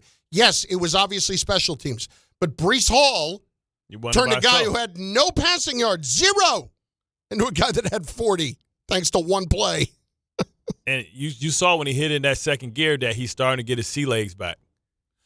Did you know that it is 6 times more likely that you would be injured by a toilet than it would be for the Giants to lose the 3 games that they did to the Broncos, the Cowboys, and the Bears? Well, that's 6 times more likely that you're injured by a toilet. Well, that's poetic justice because the Giants played like it yesterday. Yes, they did. Yes, they did. Live to be 100 in North America. In North America? That's more than 20 times more likely. Wow. How about Bob in New York next? ESPN New York. What's up? Bobby! How are you? You know. I'm glad I'm on. I just want to try to set things straight a little bit. I don't know why everybody wants to separate Shane from Daboll. I mean, I don't think everybody does. You know, I think Joe Schoen wants to separate himself from Daboll. I mean, let's face it. Last year, he had Saquon Barkley and Daniel Jones. What did he do with them? He made decisions. The man has to live by his decisions. You can't do that kind of stuff. Can you imagine what a Giant offense would be like with Saquon Barkley and Cam and our new quarterback and Neighbors? Can you imagine that?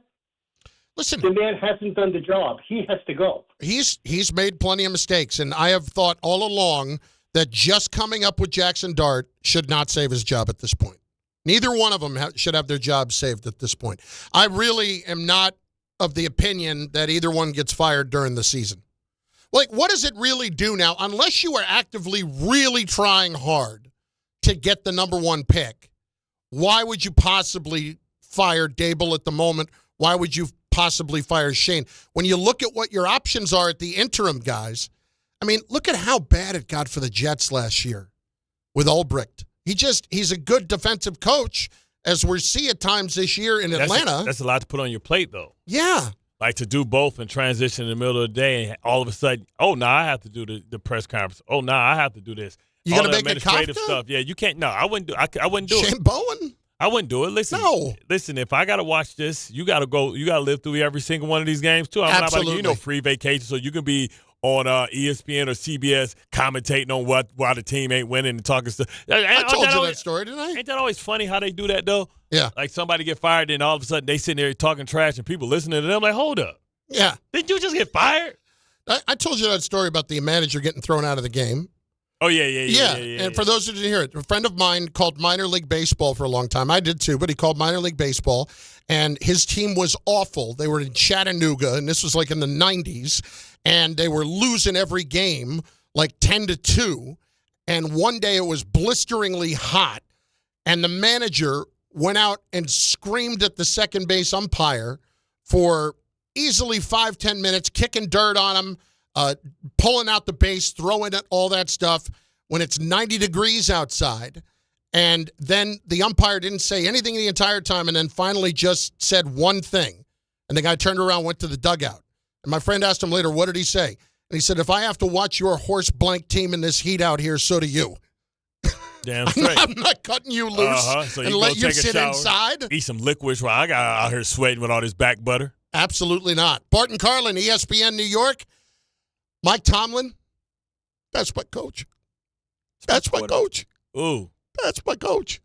You will hear from Mike Tomlin on one of the great quotes I have ever seen. And then we will also get into the teams that are good, but are they actually good? Because there are some numbers here that would suggest, maybe not so much, including the team in New England. That's next on ESPN New York.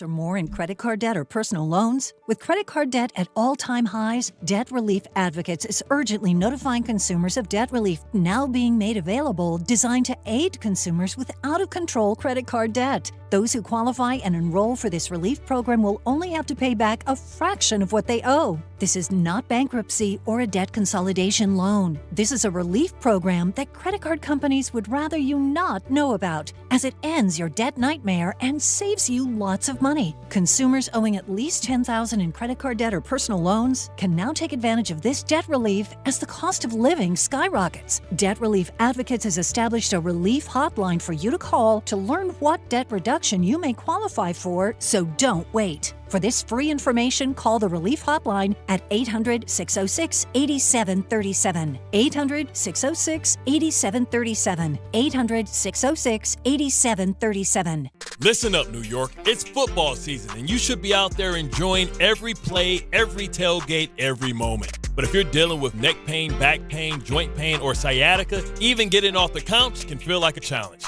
That's where Dr. Jay Shaw at Sandwell Pain comes in. He's one of New Jersey's top pain specialists, Ivy League trained, double board certified, and dedicated to getting you back in the game. Here's the difference. No surgery, no scars, no long recovery, no pain medication. Just precise, non-surgical, image-guided procedures that get real results. Dr. Shaw treats everything from neck pain, back pain, migraines, nerve pain, and chronic joint pain. And he builds a custom game plan that's right for you. Same day or next day appointments are available with offices in Woodbridge, Livingston, and Inglewood. And yes, most major insurances are accepted. So don't let pain keep you on the sidelines this season. Go to SandwellPain.com to call, text, or book online. Relief is closer than you think, and it starts today. All the way over Barzell, score! New York Islanders hockey is back at UBS Arena, and it's time to bring the family and make some noise. With more afternoon games this season, the Islanders have special kids-themed games and activities for young fans. Play games pregame at the park and head inside for fun on the concourse and on the ice. Tickets for the 2025-26 season are on sale now. Get your tickets at NewYorkIslanders.com. Hey, it's Alan Hahn. Let me tell you about my friends at Bath Fitter. They remodeled the bath by my pool. They converted a tub into a shower. The result is amazing. Bath Fitter offers all types of custom bath renovations, including their unique PermaFit solution for a watertight fit. It's done in one day, easy to clean, and durable with no demo or mess, and it costs less than a standard replacement, plus a lifetime guarantee. Right now, you get no money down, no payments, or interest until 2027. So start designing your bath today at bathfitter.com. There's only one Bath Fitter.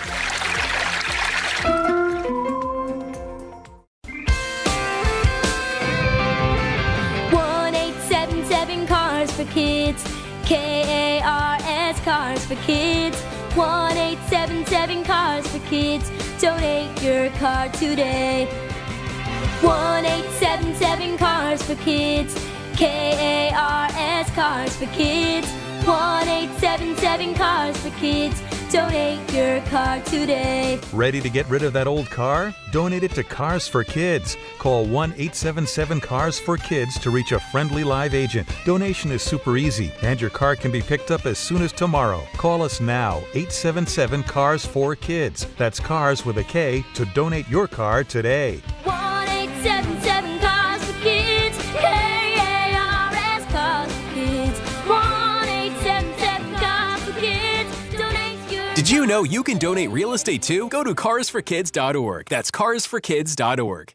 On eBay, every find has a story. Like if you're looking for a vintage band tee, not just any tee, the band tee. You wore it everywhere until your best friend stole it. Now you're on eBay, and there it is. Same tee from the same tour. The things you love have a way of finding their way back to you, especially on eBay. Where else can you find that mint trading card you searched everywhere for, or your first car, the one you wish you never sold? It has to be eBay. Shop eBay for millions of finds, each with a story. eBay, things people love.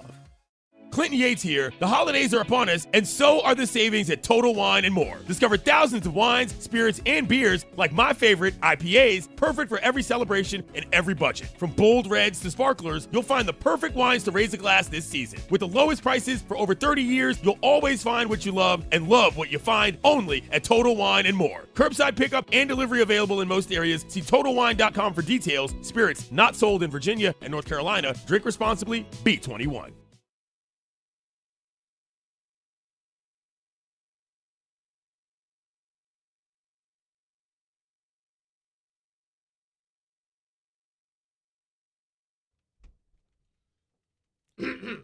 Today we go around the league.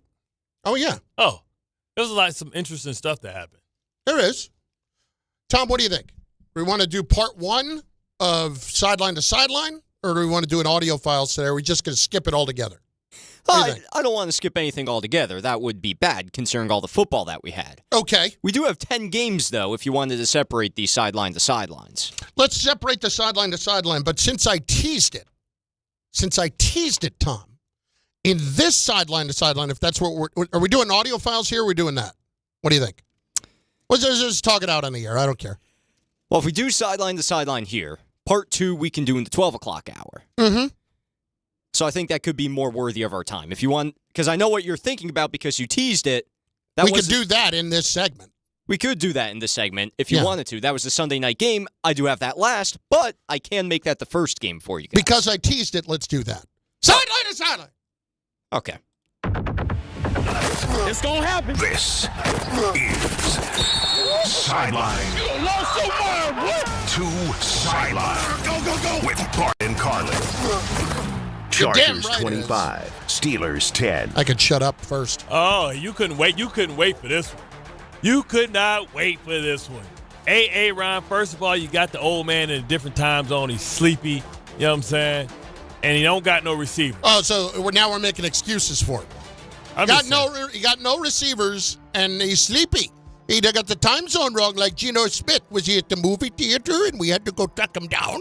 They couldn't run the ball, man. I'm gonna blame it on the run game and the fact that the defense let the Chargers put football when they ain't got no offensive line. You supposed to be Blitzburg. You supposed to get all these sacks. Why ain't getting no sacks on Justin Herbert? Because the defense isn't very good, and I've been telling you that for a long time. And they spent the most money on defense this year, as opposed to the Giants. The top 2 spending teams on defense are the worst. And they keep believing in Jalen Ramsey as like some lockdown guy. I don't get it. It's the most hilarious thing in the world. I do not get it. That was the dumbest trade in the world. Somehow Jalen Ramsey could be a lockdown corner and shut down half the field. I knew that. Again, I don't know ball, and I know that. And Kyle Duggar. What I love is Mike Tomlin is consistent. Well, he did not mince words. Here's what I love about Mike Tomlin. He was asked after the game if he would evaluate the performance of Aaron Rodgers, who went 16 of 31, 161 yards, a touchdown, and 2 interceptions. So, Mike, how would you evaluate his performance? How would you assess Aaron's performance tonight? How would you? Next. How would you? Next. It's just Translation, he sucks. It's just the first little kink in the armor between the relationship between the league of old men. The relationship. The guy, listen, I don't expect him to play that badly every week either, okay? He never throws himself for 2. I'm realistic about it. And the second interception was off of Miles Austin's hands. So I'm not going to blame him for that.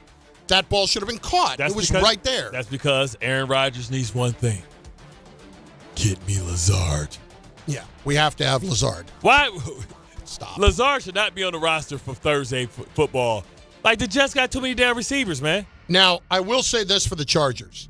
Their defense at home is just staggering at times.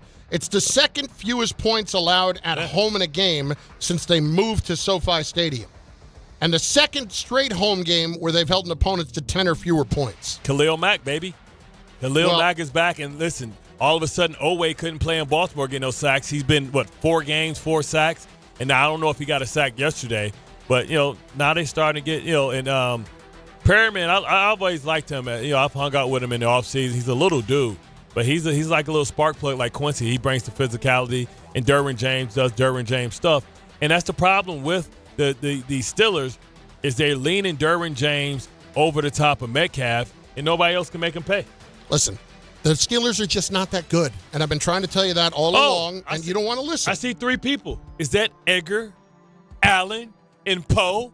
Nevermore, nevermore. Here comes those Ravens. All right, we'll get to that. Next.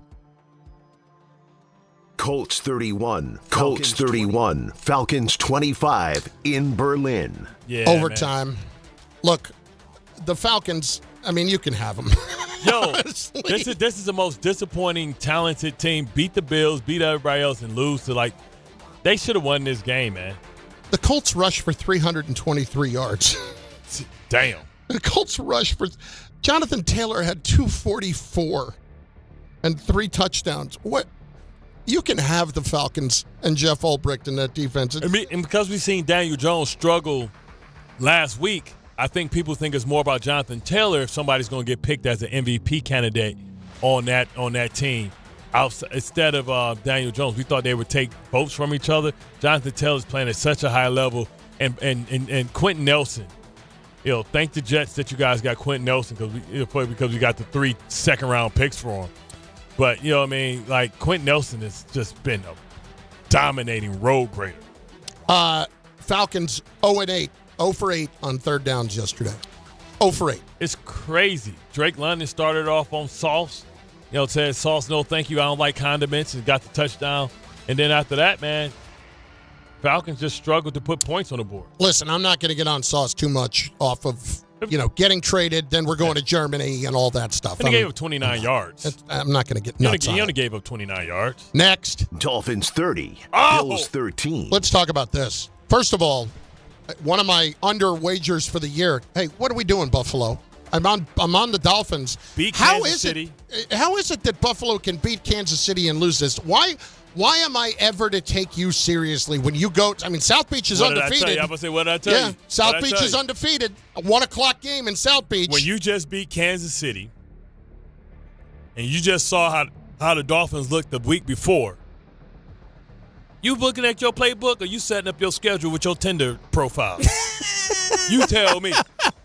You tell me how many of those dudes were still hungover and how many of them dudes was fresh out the pot. Yeah. I don't think there's any doubt. Dipping in the sauce. I don't think there's any doubt that there were some people going out the night it was before. Close. That was an ass kicking. That was an ass kicking. The 13 didn't come until late. They didn't score until the fourth quarter. Yeah, buddy. South Beach wins again. I tell you, go to Polo Coyo or you go to Wendy's. You're like, I love you. Why are you serving my nuggets? How much I got to pay you to walk out right now? $10,000. Baby, that's my per diem. You out. Retired. Next. Ravens 27, Vikings 19. Your Ravens win. They beat the Vikings 27-19. Listen, I'm not getting too worked up. I think the Ravens are fine. I'm not worried about them in the least. Defense still a work in progress.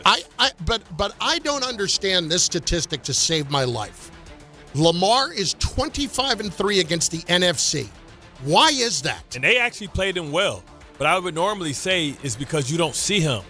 And when you don't see Lamar, you think he's fast. You don't know it until you see it in person. I'll tell you that. It's like when you play Michael Vick. Like, he looked fast on TV and on film. But you're like, man, them dudes slow. And then when you get out there, like, damn. I'll just say this. Watching him in person is a whole nother game. Canty and I did a Ravens-Patriots game a couple of years ago. Yeah. And when you see it up close, it is holy crap. And he doesn't panic at all. Nothing really concerns him or bothers him. But, Minnesota, McCarthy, No, he played better. I mean, you but talk they were about 3 of 14 on third down. Yeah, the big pass that he made. He's showing you stuff in spurts. I just think that if you see what Sam Darnold was doing, and if Sam Darnold would have been in this system 2 years in a row, Minnesota would have been a front runner for that division, and arguably the person you feel sorry for is Justin Jefferson, who can't get no catches, and we know he's the best quarterback, he's the best wide receiver in the league. Yep, and he got paid, which means that next year will be the year that he'll be complaining if it's not getting done. Yeah.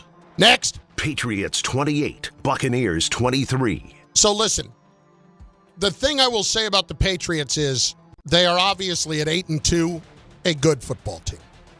But Bart, do you know, and this doesn't really count toward yesterday, because it is the Bucs, who I think are also a good football team. Do you know what the strength of schedule for the New England Patriots is right now? Yes. The winning percentage on the strength of schedule is .361.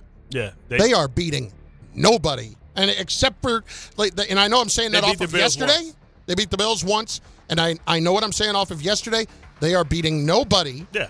And while Drake May is playing very well, while Henderson has been great. I mean, that was a tremendous touchdown run yesterday. I still am not taking him seriously. And by the way, Bowles is a good defensive coordinator. They're not a great defense. Yeah, not at all. And no. they're compromised right now as well. And you look at this team is so injured. I'm not really concerned. That wasn't the true Tampa Bay Buccaneers team. Not until they get Chris Godwin back. I mean, they already lost Mike Evans. When you're playing with what's his name, the kid that do the black flips from Oregon, start with a T. Thibodeau? No, the Giants? No. The wide receiver that lived with Bo Nix. He lived with Bo Nix. He was adopted by their family. He's really small, and he does a backflip every time he scores. And he thought that he was – you know who exactly he is, man. He's from the University of Oregon. He's Bo Nix's, god brother. Tez Johnson. Yeah, Tez Johnson and Sterling Shepard. That's right. You remember Tez? It's amazing how I can remember that Bo Nix, he lived with Bo Nix and he went to Oregon, but I can't remember his damn name.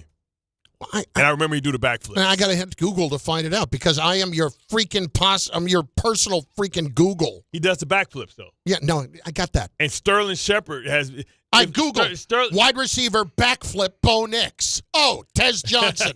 Thank you.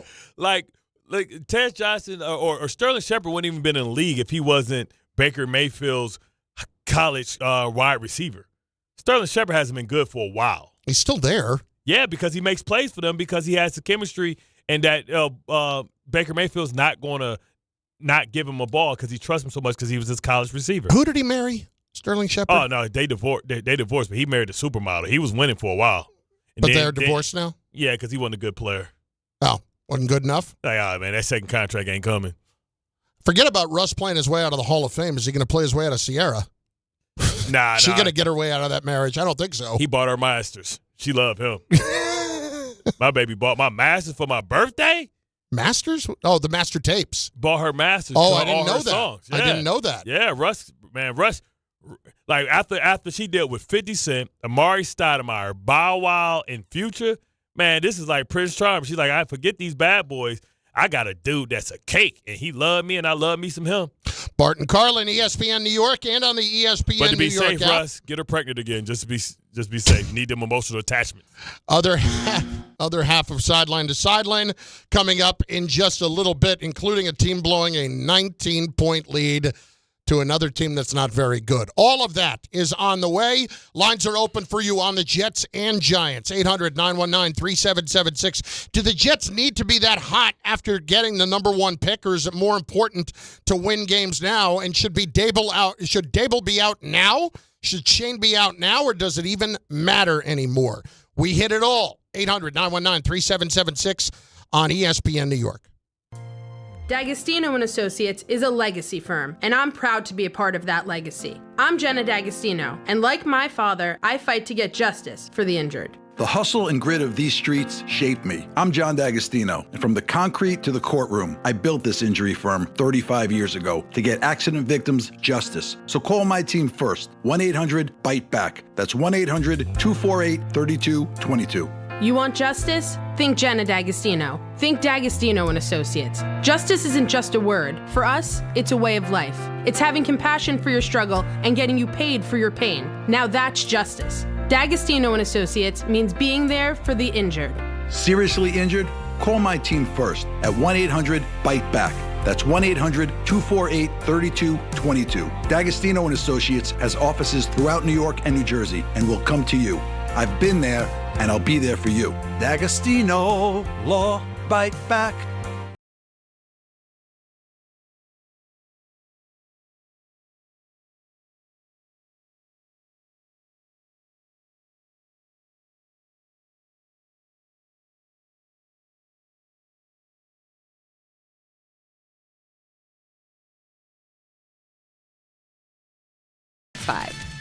Gambling problem? Call 1-800-GAMBLER. 21 plus only. Must be physically located in New Jersey. T&Cs apply. Okay, girls, ready to go? Yeah! Mom, I'm hungry. Can I have a snack? Me too, Mommy. You want a snack? Yeah! Got it? Children learn from our behaviors. Mommy, can you open this, All right, hold on 1 second. Okay. Okay, here. Thank you. They learn what is okay from the adults they see. Mommy, are you on your phone? If you're a distracted driver, chances are they will be too. What kind of driver are you raising? Funded by the Governor's Traffic Safety Committee. Make cancer screening a part of your annual healthcare routine. New York Presbyterian offers a full range of cancer screenings, including lung, cervical, prostate, colorectal, breast, and more. Regular cancer screenings could save your life by detecting cancer at its earliest, most treatable stages. Screenings are available across New York City and Westchester. Learn more at nyp.org/cancer screening. Stay amazing. New York Presbyterian. The FanDuel Sportsbook app is your home for all your favorite NFL bets. From yards to touchdowns to who will win, with FanDuel, any play can be play of the game. Tonight, FanDuel's giving all customers a 30% profit boost token. That's right, you can get it on the action with a 30% profit boost token this Monday night. So make FanDuel your go-to app for any snap. Just visit FanDuel.com/Peter to bet on the game. The FanDuel Sportsbook app is your home for all your favorite NFL bets. From yards to touchdowns to who will win, with FanDuel, any play can be play of the game. Tonight, FanDuel's giving all customers a 30% profit boost token. That's right, you can get it on the action with a 30% profit boost token this Monday night. Play your game with FanDuel, an official sports betting partner of the NFL. 21 and over and physically present in New York, option required. Bonus issued is non-withdrawable profit boost token. Restrictions apply, including any token expiration and max wager amount. See terms at sportsbook.fanduel.com. For help with a gambling problem, call 877-8-HOPE-NY or text HOPE-NY 467-369. Michelle's Moment here for Gainbridge and their Give Back program, Gainbridge Assist, powered by Parity.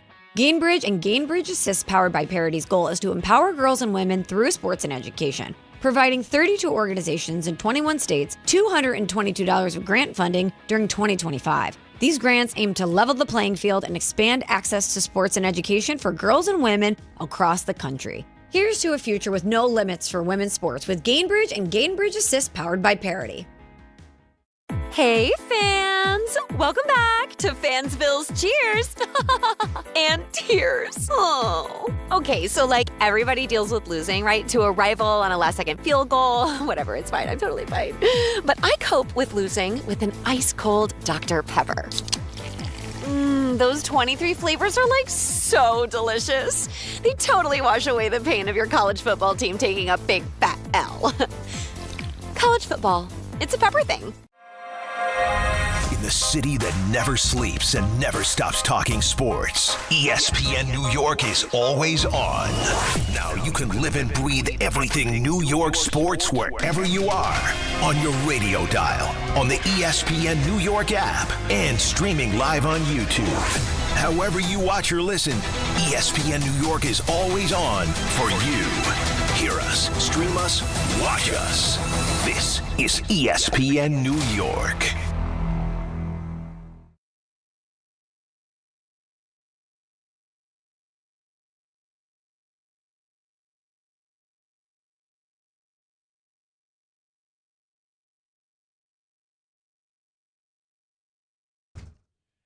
You see those Knickerbockers are doing their thug dizzle, man. I mean, Brooklyn stinks. Oh my God. That might be the worst basketball team. We thought the first iteration, like when they had the rebuild coming from like Kevin Garnett. And after Paul that, Pierce, when we cultivated Joe Harris. When we found Spencer Dinwiddie. I blame Joe Harris for us not going to the championship. He gave KD no help. Honestly, I can't with the Nets. I don't even know. I'm just going to be honest with you. Unless there is a special reason or they're playing the Spurs or something like that, why am I watching the Nets? Why am I watching the Nets? Like I told you last week that I was, because of the whole YouTube Disney thing, that I was making the switch, and I did switch back to Verizon. Are you back? I did. Is it any end in sight? Well, I don't know about that thing. Okay. Who knows what's going to happen there. But point being, part of the fact that I had YouTube TV was that I wasn't getting Yes and SNY, so I had to pay to get those things extra. And obviously you're going to pay extra to get Yes for the Yankees. Yeah. But like during the offseason, do I really need them for the Nets? Do I really? You can go month to month. So now I'm just paying for it anyway. So now it's part of. Then we used to get Hulu. I didn't take advantage of that. We get Hulu for free, right? I don't think we get it for free. I think we get it severely discounted. Maybe we do get it for free with ads. It used to be free. I thought it was free, and then we got. I don't know what's going on. Or I thought you can go to Disney World and get tickets once. You can get that. You can definitely get that. I thought it was either or. No, it's both. Oh, it's both. Yeah. But the Hulu thing is with the ads, and I don't know, like my whole login thing is screwed up right now. It's a whole scene. Anyway, point being is this. Like, I'm not going to get excited about the Knicks off of that last night. Well, it's not that. It's the points that they're putting up. Their points are crazy. You can say so far the offense is more fluid than with Tibbs. No doubt. They're scoring more points than they've ever scored. What is it, like 120 right now? And it looks like everybody's eating. Cat doesn't seem like he's tripping too much. And the rotation, maybe the minutes are down. I'll say this, too. I do admire the fact that Brown is seemingly pretty direct with his team publicly and privately. Like, I think we always knew Tibbs was direct publicly, or direct privately, rather, but was going to protect them a lot publicly. And he's supposedly so hard to play for. Brown has not held back. Brown has not held back on them when things need to get fixed up. But what was the criticism, though? It was a criticism that, that Barnes had, saying that he couldn't discipline him or something like that. It was on, the criticism going in from Barnes was on the Smoke podcast was that players are going to walk all over him. Yeah. Because he's not going to be the guy who's going to lay down the law when you need to do it. Well, I don't think that's necessarily been the case so far. And it also seems like they enjoy playing for him. Like, you can never point and say they love playing for Tibbs. It can be the honeymoon phase.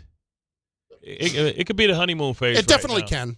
Yeah, and it's the crazy part with, like, you look at the Nets, like their leading guy is only playing 26 minutes a game. But when you look at the Knicks, Anunoby 27, Karl Anthony Towns 28, Mitch 17, Bridges 28. That's like 4 to 5 to 10 minutes less than what they were playing before. So that's just letting you know that you get 21 from Shamet, 21 from Hart, 16 from McBride, 18 from Clarkson, who's been on fire. He was 5 of 8 yesterday. You know what I mean? It bodes well for them to have enough gas in the tank to play through the rigors of the playoffs. I mean, that's 10 minutes less per player. That is a lot. You talk about opening up the rotation. You know what I mean? You got, 5, 6, 7, 8, 9, 10, 11, 12, 13, 14 people played yesterday. I mean, it was 134 to 98, so I get that. But you know what I'm saying, though. Like, maybe we're on to something because I don't know if we really need to say it, but Pistons are 8-2. Okay. I'm going to put up a poll. Would you rather, A, Bart talk about the Nets, B, Bart talk about the Pistons, C, Bart curse on the air. And that poll is just for the three of us. Ray, A, B, or C? Pistons, Nets, curse on the air. You're voting what? Chris, I'm going curse. Yeah, Tom? I'm going curse. This might end up being a clean sweep. It is a clean sweep. I would rather that you curse on the air so many times, Chris, that you get us fired than talk about the Pistons and the Nets. Hey, no one said anything about fired. Hang on. All right, well, fine. But what I'm saying is, you fired. What I'm saying, you got money in the bank. You don't need us. What I'm saying, I need the money. This is what I told you at the beginning. Listen, you get on the wrong road, you're on your own because you're already paid for. I am not. Who's coming with me? I'm just saying. I mean, the Pistons. I will be like the lady at the end of Titanic throwing you off that damn piece of wood. No, I that guess, door. I guess what there ain't no room here. I guess what I'm saying is they have the second best win percentage in basketball behind OKC. Are we still talking about the Pistons? No. This is coming back to the Knicks because I think. I thought for a second, like, what? We still talking about the Pistons? I think the Knicks are going to have to go through the Pistons to get to the championship. So we are still talking about the Pistons. No. In the Eastern Conference, who else is a legitimate threat? I mean, I think when you look at the 76ers so early, that they're actually better with Joel Embiid on the bench. Food for thought. Bart and Carlin, ESPN New York. Feeling stuck on your own 10-yard line in the career game? Maybe it's time to just go for IT. My Computer Career has the game plan to score a rewarding new IT career in months. Whether you're a rookie, a breakout career changer, or a military veteran ready to serve. Why spend years chasing a college degree when you can fast-track your future in IT starting now? Take your mark, get set, go for IT. Take the free career evaluation at mycomputercareer.edu today. Financial aid is available to those who qualify, including VA benefits. Now that I'm a dad, I can't stop thinking about what would happen to my kids if something happened to me, like losing the house or not affording college. Yeah, that used to keep me up at night too. It's why I finally got life insurance from Ethos. It's 100% online. No medical exams, just a few health questions. I got $2 million in coverage for around $2 a day. I never realized it was that simple. Get your free quote at ethos.com/game. That's ethos.com/game. Rates may vary. Bill monthly. Sample rate 10-year term life policy for a 35-year-old healthy non-smoking male. When you're hiring, have you ever felt like you're missing out on meeting truly great candidates for your roles? It seems impossible to find them, but they have to be out there somewhere, right? Well, they're not hard to find when you know where to go, and that place is ZipRecruiter. And right now, you can try ZipRecruiter for free at ZipRecruiter.com/ESPN. ZipRecruiter helps 10 million people with their job search every day. And because these people are actively looking for jobs just like yours, it's easy to find the right person right away. In fact, 4 out of 5 employers who post on ZipRecruiter get a quality candidate within the first day. But if you're not using ZipRecruiter, you're missing out. So see what it's like when the impossible is easy. When you go to ZipRecruiter.com/ESPN right now to try ZipRecruiter for free. Once again, that's ZipRecruiter.com/ESPN. ZipRecruiter.com/ESPN. Never miss out on great candidates with ZipRecruiter. To help those who want to be helped, but may not be able to afford it. That's what PGA Tour winner Grayson Murray had envisioned for a foundation before he sadly took his own life at just 30 years old. His parents channeled their grief into creating the Grayson Murray Foundation, carrying out his vision to help those struggling with mental health and addiction. To donate and learn more, visit GraysonMurrayFoundation.com. Whether you're shopping, gaming, or streaming this Black Friday season, don't take slow for an answer. Get Optimum Fiber for the fastest, most reliable, and most consistent internet speeds, starting at $25 a month. Call 888-4OPTIMUM or visit Optimum.com to switch. Act now and get a full year of Netflix, an unlimited mobile line, a $400 prepaid card, and more, all on us. Call 888-4OPTIMUM or visit Optimum.com today. Optimum, don't take slow for an answer. Terms apply. See Optimum.com for details. Paying extra for tire care is BS. You know, bad service. So at Midas, we're rolling out our BS-free tire guarantee, included with paid installation and tax on every purchase. you'll pay nothing for flat replacements, nada for flat repairs, and zilch for tire rotations every 5,000 miles. That's $0 for all that. So with this limited lifetime tire guarantee, you'll pay a whole lot of nothing compared to what the other guys charge for tire care. That's the BS-free tire guarantee, only at Midas. Your fantasy roster is set, the smack talk is heating up, and this season ESPN Bet is giving you more ways to ride with your squad. Introducing the ESPN Bet Fan Center, where you can instantly link and bet on your fantasy teams right in the ESPN Bet app. An enhanced sports betting experience only from ESPN Bet, the sportsbook for sports fans. Make the connection today with ESPN Bet Fan Center and the ESPN Fantasy app. ESPN Bet Sportsbook, download the app today. Must be 21 plus. Gambling problem, call 1-800-GAMBLER. Terms and conditions apply. See app for details. 880 ESPN, WHSQ, and WCBS-FM HD2, New York. A Good Karma Brands radio station.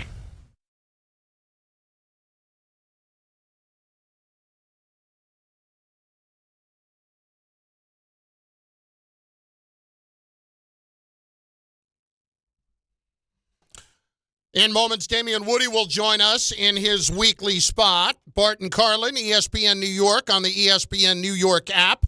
Over on YouTube at the ESPN New York page. I still have not gotten enough of the comments in today. Frankly, I haven't gotten any of the comments in today, and that is on me. Black Metronome hitting you with nobody cares about the Pistons, nobody cares about the Commanders. That's for Peter later on. Make sure that we know. That nobody cares about the Commanders later on. Talk about the Knicks. In the context of the Pistons. And then I remember at the beginning of the season, Cat was out of shape and pouting, and OG looked out of shape also.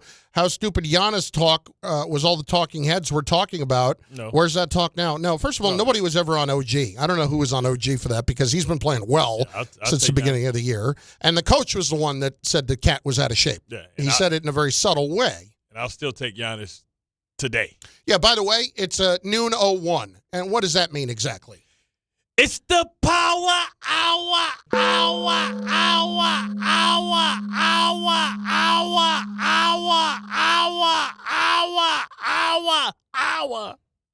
I was trying to get to 20 for Breece, but I ain't do no cardio last week. I thought you were trying to get to 27 for the number of points they put up.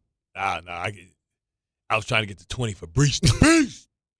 Bart and Carlin on ESPN New York. Listen, a lot of talk around the Jets today, but most of it has been around the Giants and what happened. And I don't understand how you can continue to throw the quarterback in harm's way here. And what do you know? He leaves the game in concussion protocol, and he gets hurt on a play that was a power run for a quarterback. This is the fourth time this season, that the quarterback has been evaluated for a concussion. Fourth time, including the preseason, that Jackson Dart has been in that blue tent for that reason. And it doesn't mean he's had them all the time, but is it going to surprise anybody if he's got it this time? It will not, and it's getting dicier by the day. He can be your answer at the position, but if you can't keep him on the field, and as a coach, you're not getting through to him on certain things, you have to figure out how to get through his thick head that he cannot put himself in harm's way, and you can't call plays that are going to do that. I mean, was he the leading rusher yesterday? It seemed like it. I mean, he ran for 2 tutties. I mean, he's your best option. That's what happens when everybody gets hurt. Those runs would have been going to Scotty Boo, but because none of your guys are really producing, and that's the lack of I think talent at the running back position. And that's things that they have to address. I think one thing that they should be able to acknowledge is that, and we all acknowledge, that this is a damn good football player, but this could be a supernova if he plays with this reckless abandon and somebody takes that leg out, or remember RG3, remember Pat White. Like, one hit can change the way you go about business. And you hope that he learned his lesson, because after almost getting concussions, and, be honest, I hope the concussion cost him. I hope it cost him a game, because I think he needs to sit down and realize just how important he is and how the team looks without him. Whatever's going to get the message through. And I don't mean it. We obviously don't want the guy to get hurt. I have gotten to the point now where I've seen enough to believe when he's on the field, he's a difference maker. Yeah. He's absolutely a difference maker. If he had stayed in the game, he had 66 yards rushing on 6 carries. If he had stayed in the game, he likely would have been the leading rusher. Yeah. Tracy had 14 for 71. Okay. So he likely would have been that. But my point is, I can't continue to ask him to do this and run these kind of plays. Where Jackson Dart's legs are supposed to make a difference for the Giants is not in the run game. It is supposed to make the difference in keeping plays alive and being able to make something out of nothing when it's not there. That's what you see from all the other really good quarterbacks who have good legs on them. Not guys like Lamar Jackson, because he's not Lamar Jackson. Right. Guys like Caleb Williams yesterday. Other guys who have just, Aaron Rodgers through his career has been able to keep plays alive. He can't anymore, but that's only because his legs have kind of gone on him. Bart, he needs to be making those plays off of broken plays, not anything else. Right. I think he's just young and full of vigor. It's funny to add you had that because actually last week that was one of Himbo's questions. What quarterback had the most touchdowns in their first 100 starts, running and passing? And it was Aaron Rodgers, like 212 in his first 100 starts. Now, granted, he did it late in his career, but also like Russell Wilson. Russell Wilson early in his career was a very good runner, and he used it in times where teams had to go in man-to-man where they got to have it moments, and he was able to make a great reputation for himself. I think Dart has to realize that you aren't a guy who's like Justin Fields or somebody who's the first thing that people think about is the legs. I think you think about Jackson Dart, the first thing you think about is that he's a good football player. He's exciting, and he can make all the throws, and he's athleticism, and he has a lot of competitive juices. You don't say, oh, well, he's a running guy or he's an RPO guy. You say he's a football player, and I think that's the biggest compliment you can give to him because I was unsure about him, but I'm 100% sure that you build around this kid. Time now for the Damien Woody Report. It is brought to you by Bet365. D. Wood joins us as he does each and every Monday. Damien, it's Bart, it's Carlin. I'm getting sick of watching this whole Jackson Dart situation play out. And I'm just wondering, what the Giants will tell you is they don't want to take away his aggressiveness in all of this. But you can't keep doing things like this where you are putting him in harm's way by calling design power runs, for Pete's sake. What is the solution with a guy like this to keep him on the field? Because I think we all see he can be a difference maker. Yeah, man. Listen, I think if you're John Mara and you sit back and watch that game, I think you're at a point now where it's just like enough is enough. It's time for us to start moving in different direction as a team. And for a variety of reasons, I think the Giants had the most. This was their fourth quarter lead that they lost, this season. That's coaching. There's no other way around it. And then compound that with the fact that, can you guys hear me still? Yeah, we got you. Gotcha. You combine that with your quarterback getting injured and keep, having to, I think this is his 4th time this year where he's been checked out for a concussion. Yep. Like you can't have that if you're the New York Football Giants. This guy means too much to the organization. I'm not putting all of this on Brain Daboll, because Jackson Dart is culpable in this as well. But if you're Brain Daboll, the way in which you've been using this guy in the quarterback run game, you are leaving him susceptible to long-term injury. And this is where I think timetables kind of differ if you're the Giants organization. We know that Brain Daboll is fighting for his job, and so you're going to win by any means necessary. But if you're the Giants organization, you got to sometimes save your quarterback from himself and think about the long-term future of the franchise right now. So, something's got to give, and something's got to give soon.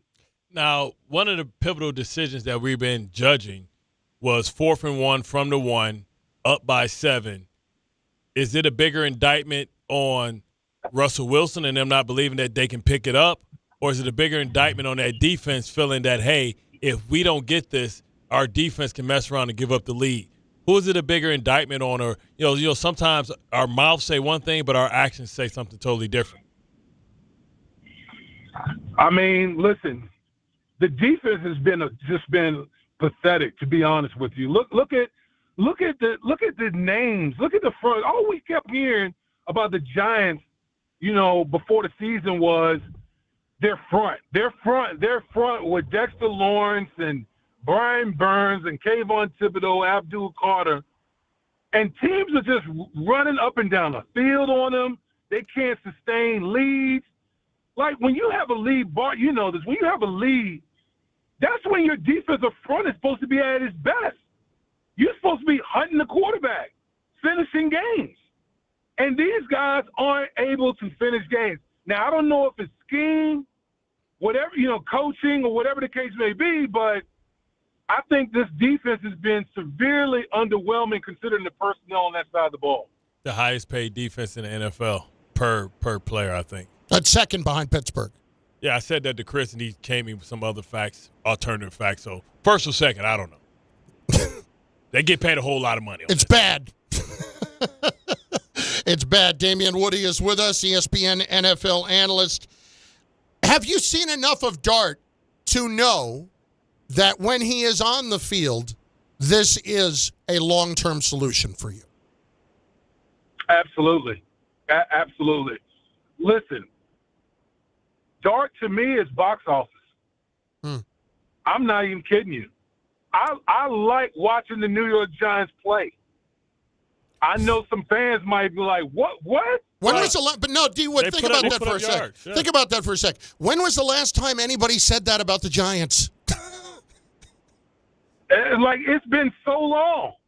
It's been so long. But I was talking with Alex Smith earlier before we did Get Up, and we both said the same thing. Like we tune in to watch Jackson Dart and the Giants.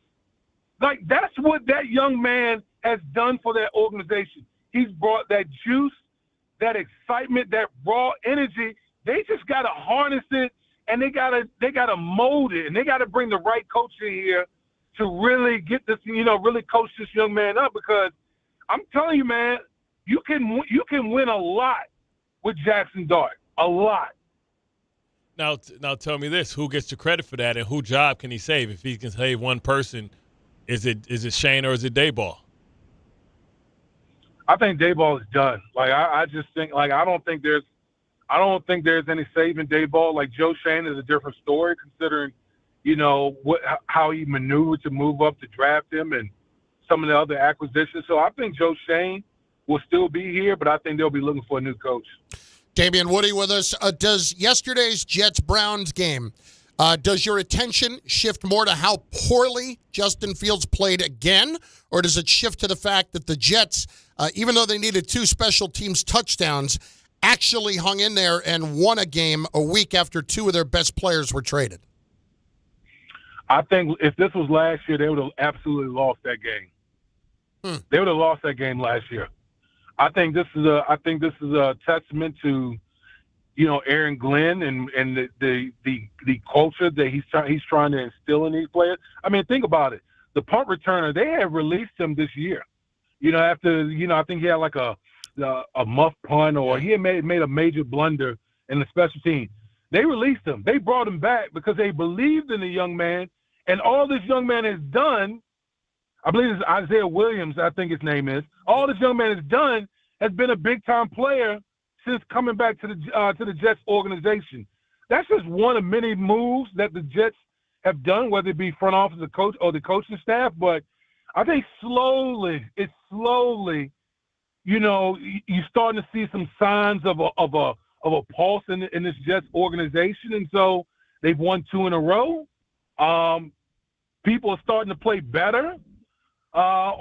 Defensively, I think they're starting to play a little bit better. So, look, this thing is going to be hard to turn around. You're just looking for signs of, improvement, and I think that's what we're starting to see with the Jets a little bit. What didn't improve, what regressed, was Justin Fields. And all of this excitement about how Breece looked, the defense stepping up, how, the offensive line held up. I thought Fashanu held up great against Myles Garrett after he got 5 sacks the week before. Will McDonald showing promise. Quincy Williams showing that he's a true professional and he shouldn't be benched. He should be a starter. Justin Fields, man, if it wasn't for the Breece Hall screen pass, he might have been negative passing yards after having a great game. Teams are starting to say, you know what, we're just going to play zone against him. We're not going to play man-to-man to give him, ability to find out where to go with the ball. And he struggled. And going into the game this Thursday, I think it still should be heavy consideration to start in Tyrod Taylor. Yeah, listen, I'm with you, Bart. At the end of the game, you got to have some type of viable passing game. Okay, like you got Garrett Wilson out here. Like it's like there are pieces on offense where the passing game shouldn't look as barren as what it is, and a lot of that has to do with with Justin Fields' inability to really decipher what's going on with the defense and getting the ball out in a timely manner. And so I think right now, in my opinion, it's a foregone conclusion. Either Justin Fields is going to be the backup here next year, or he's not going to be on the roster, one of the two, because he's clearly not the answer at the quarterback position. D. Wood with us, ESPN NFL analyst. I got a couple just outside of this. I am big on this right now. Am I wrong to think, based on who they have beaten and who they have played, that some of these teams, the Patriots, Denver, a little bit of Indianapolis, certainly Chicago, little fugazi with where they are right now? Come on. You know this. Listen, I would say this. There's some truth in what you're saying. There's no question about it. But I will also say this. Okay, you play who's on your schedule. I didn't have you as a cop-out guy, Wood. I didn't have you as a cop-out guy. You can't tell me watching the New England Patriots.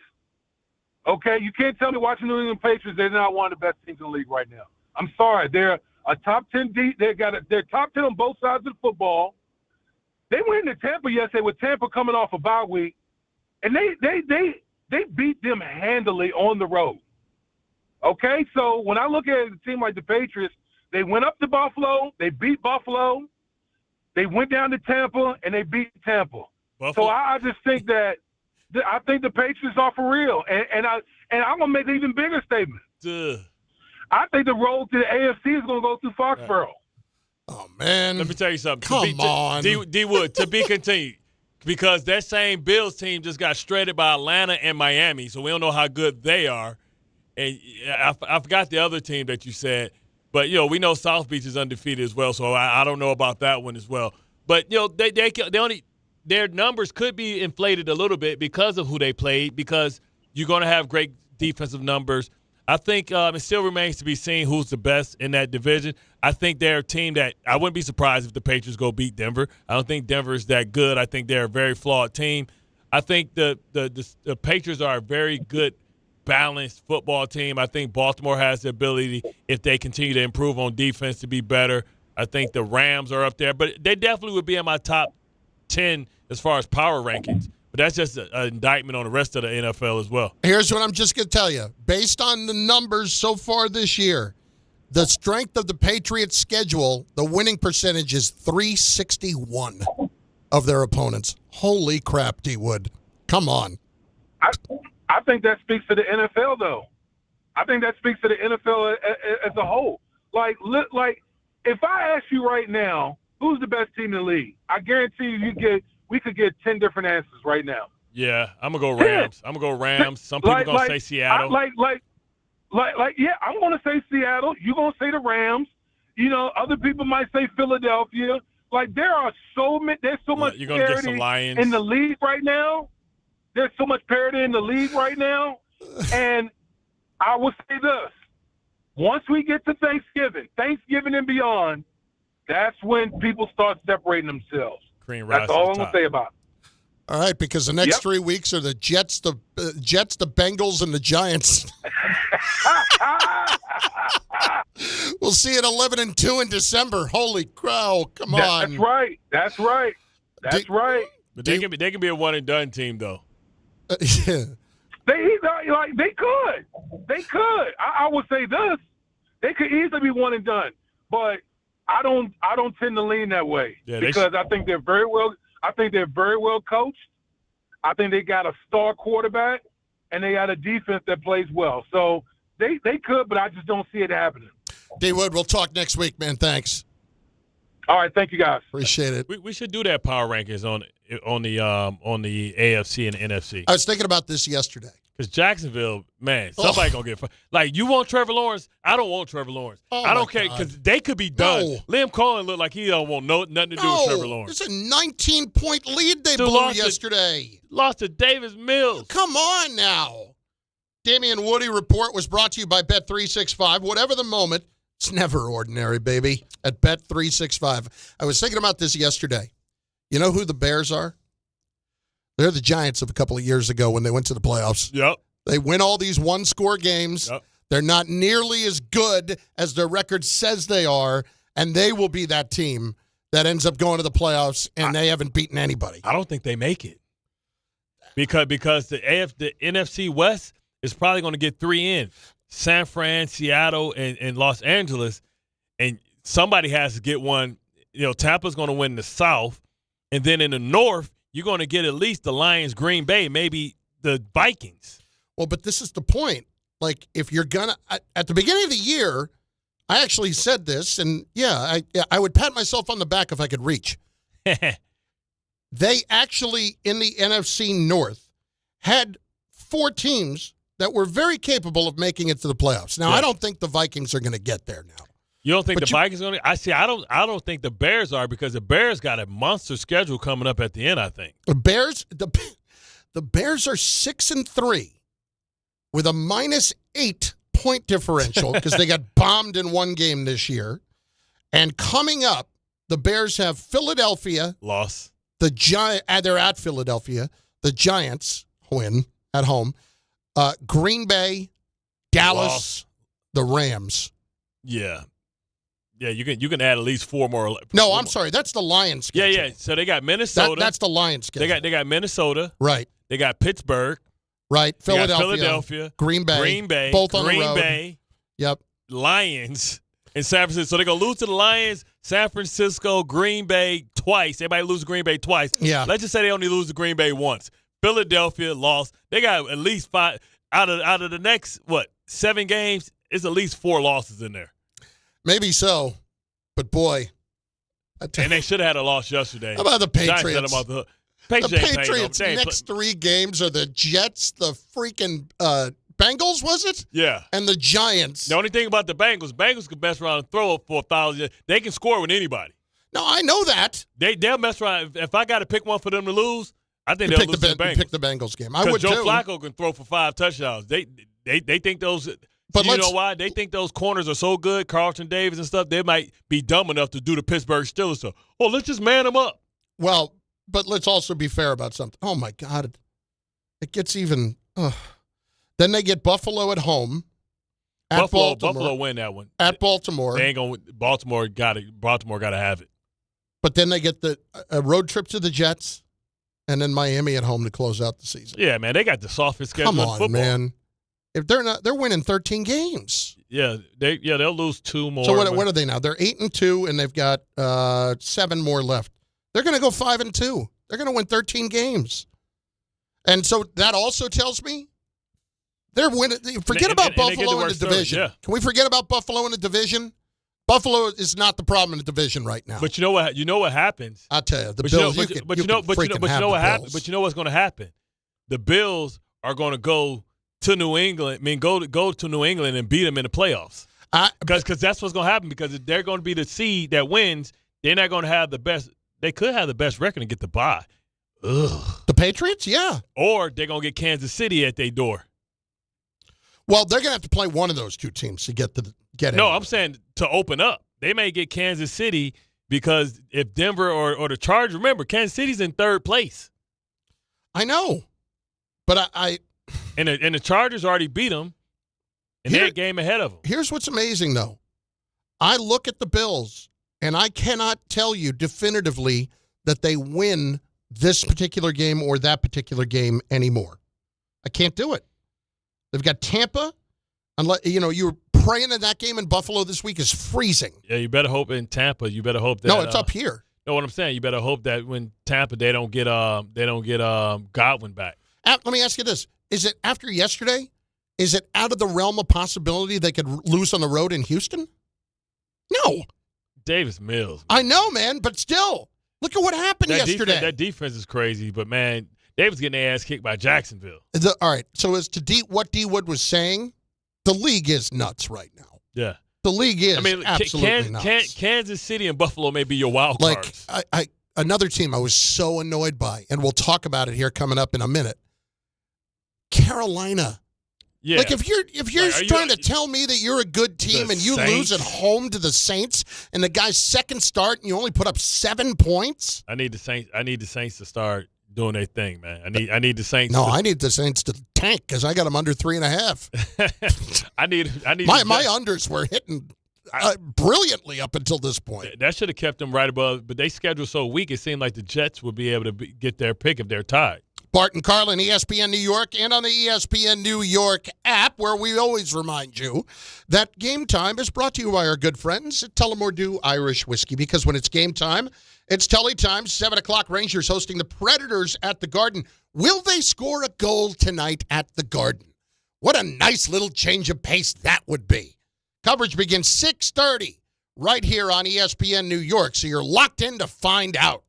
Devils host the Islanders at the Prudential Center at 7. Hey, Tullamore Dew is the original triple distilled, triple blended, triple cask matured Irish whiskey. Be sure to grab a Tullamore Dew or try the new Tullamore Dew Honey during today's action. Glasses up to enjoying Tullamore Dew responsibly. That ridiculous game in Houston yesterday, and the team that you are not even considering right now to be the best team in football that very well might be. We will explain in moments, because it's what we do. Bart and Carlin, ESPN New York. Monday with Don, Hahn, and Rosenberg. The Jets win, but is another fourth quarter collapse for the Giants and an injury to Jackson Dart enough to seal Brian Daboll's fate? Brian Daboll is gone. And if you told me I had to choose one guy to be gone every day of the week, it would be Brian Daboll. It's another failed season. If he comes back, I think Giants fans would be beside themselves. Don, Hahn, and Rosenberg today at 3 on ESPN New York and streaming live on YouTube. Feeling stuck on your own 10-yard line in the career game? Maybe it's time to just go for IT. My Computer Career has the game plan to score a rewarding new IT career in months. Whether you're a rookie, a breakout career changer, or a military veteran ready to serve. Why spend years chasing a college degree when you can fast-track your future in IT starting now? Take your mark, get set, go for IT. Take the free career evaluation at mycomputercareer.edu today. Financial aid is available to those who qualify, including VA benefits. Your fantasy roster is set, the smack talk is heating up, and this season ESPN Bet is giving you more ways to ride with your squad. Introducing the ESPN Bet Fan Center, where you can instantly link and bet on your fantasy teams right in the ESPN Bet app. An enhanced sports betting experience only from ESPN Bet, the sportsbook for sports fans. Make the connection today with ESPN Bet Fan Center and the ESPN Fantasy app. ESPN Bet Sportsbook, download the app today. Must be 21 plus. Gambling problem, call 1-800-GAMBLER. Terms and conditions apply. See app for details. Listen up, football.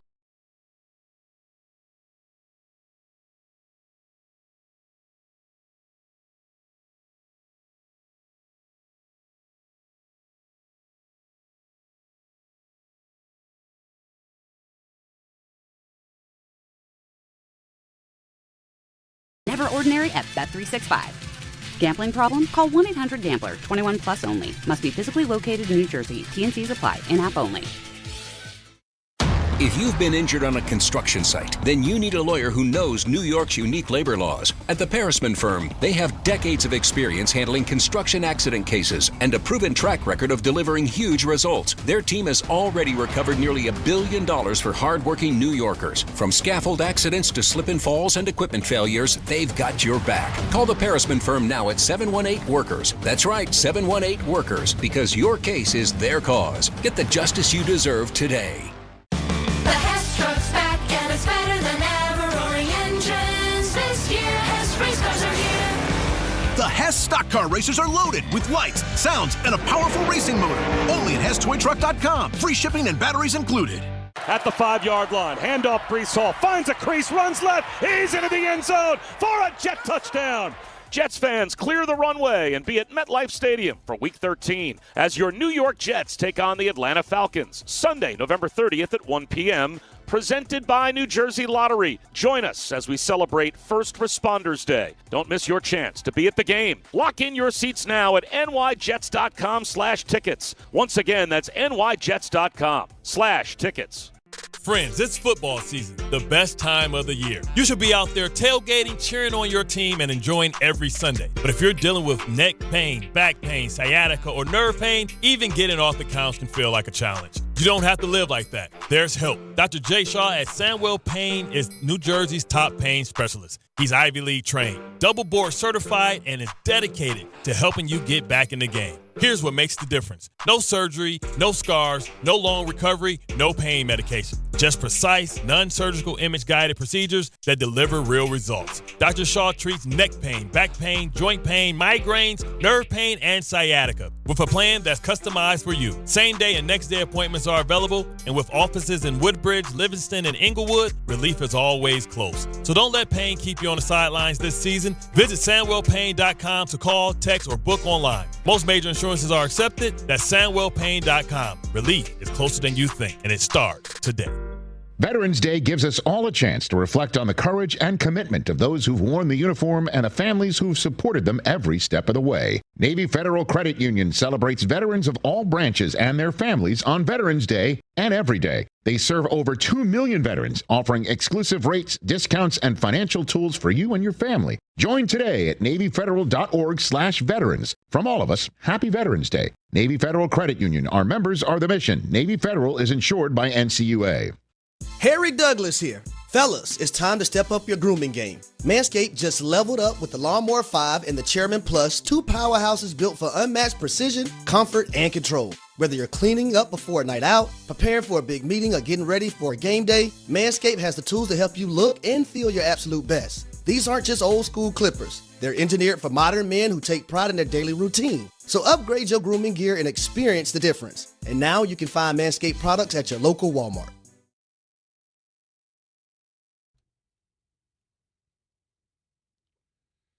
You have a man with a show?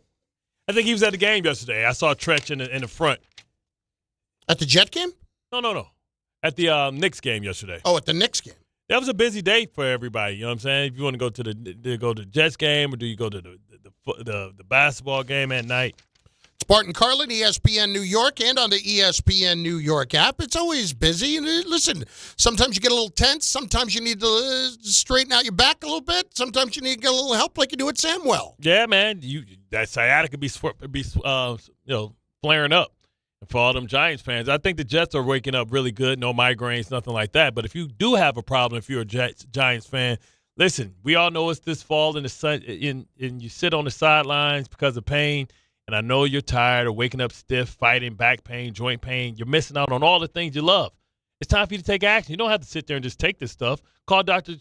Jay Shaw at Sandwell Pain in Jersey. He's Jersey's top pain specialist. Dr. Shaw is an Ivy League trained, double board certified, and laser focused on one thing, getting you back in the game or getting you to the game. Living pain-free, no surgery, no cuts, no downtime, just precise, image-guided procedures that deliver real results. Whether it's sciatica, nerve pain, migraines, or chronic joint pain, Dr. Shaw will design a personalized, non-surgical game plan just for you without any pain medication.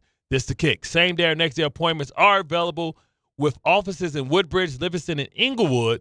Most major insurances are accepted. So listen, stop waiting so long for you to get back to the person that you want to be. Take action this season. Visit SandwellPain.com. Text, call, book, hell, Pony Express. You'll wish you met Dr. J. Shaw a lot sooner. Relief starts today, and victory is closer than you think. Bart and Carlin, ESPN New York, and on the ESPN New York app, 800-919-3776. Let us go sideline to sideline. It's going to happen. This is Sideline to Sideline. Go, go, go. With Bart and Carlin. Saints 17, Panthers 7. Just, you're killing me. I got the Saints under 3.5. Nobody cares, but I'm telling you, you're killing me. Because show up. I mean, for Pete's sake, just show up, Carolina. You want us to start taking you seriously. You come away with these big wins, and then you lose at home to Tyler Shuck, and you can't score any points on the Saints. That's an embarrassing loss for Carolina.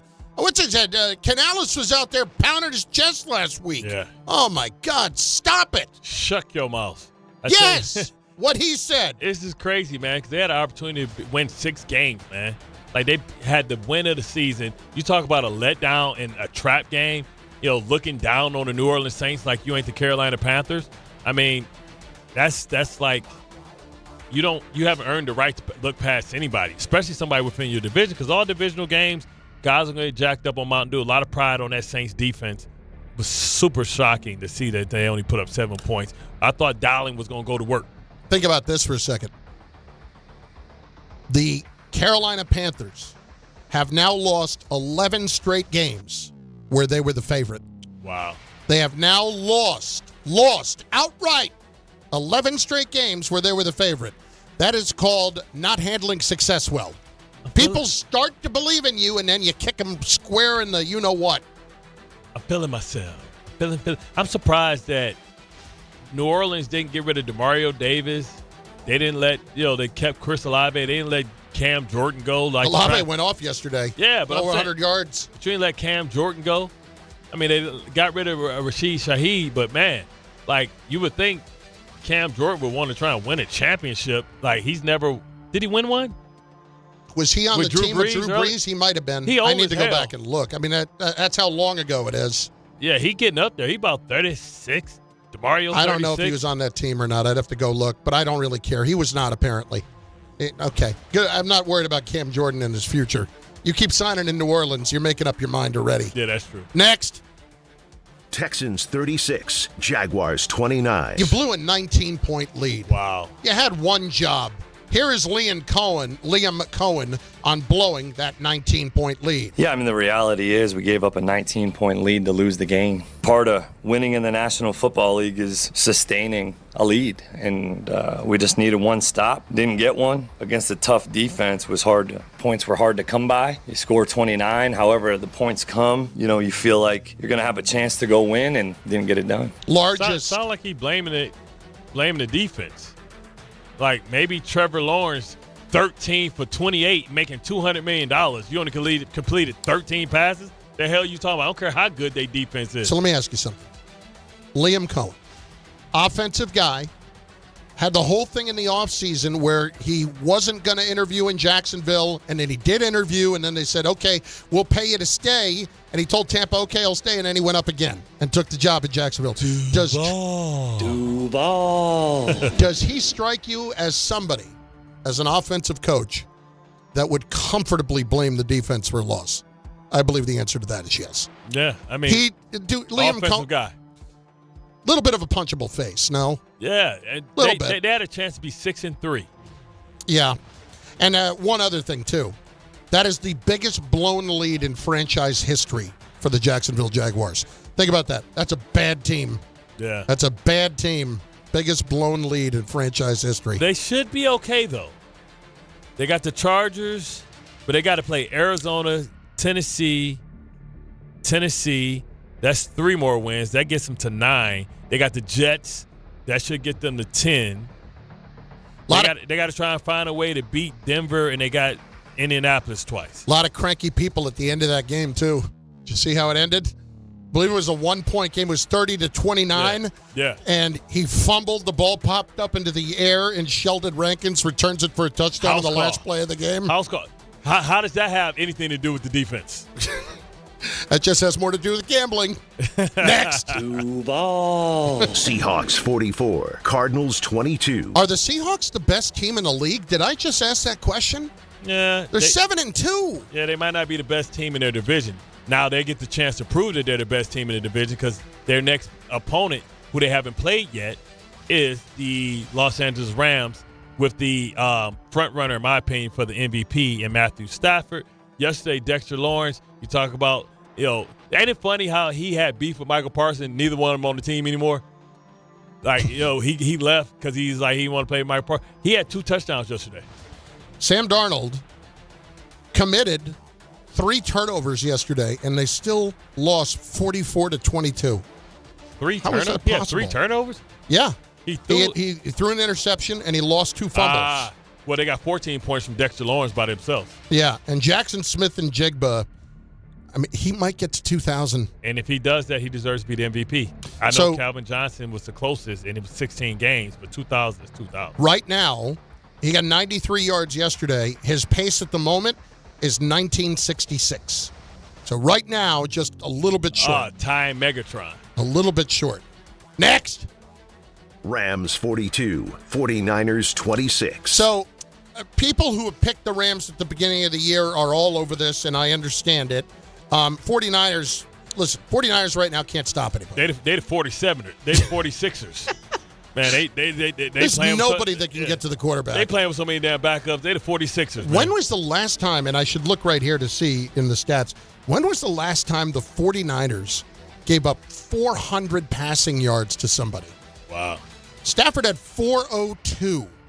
Damn. Oh, no, I'm sorry. Stafford had 3 something, and they rushed for 4 or 2. My bad there. It was his 402nd passing touchdown in his career. Yeah. And he had 4 passing touchdowns in the game. My bad on the yardage. I read that wrong. Yeah, Devontae Adams got a little dinged up. He didn't finish the game, hurt his back or his oblique. That's something to watch. Puka came back and did his thing. But they discovered how to win with the 3 tight end thing. Remember, like, normally McVay was a 3 wide guy, and now he's kind of fell in love with this 3 tight end package. They have a 2nd-round draft pick at tight end. And they've been going to work with that, so like that's his new little toy, and that's been why their offense has been super good right now. One last one on Stafford.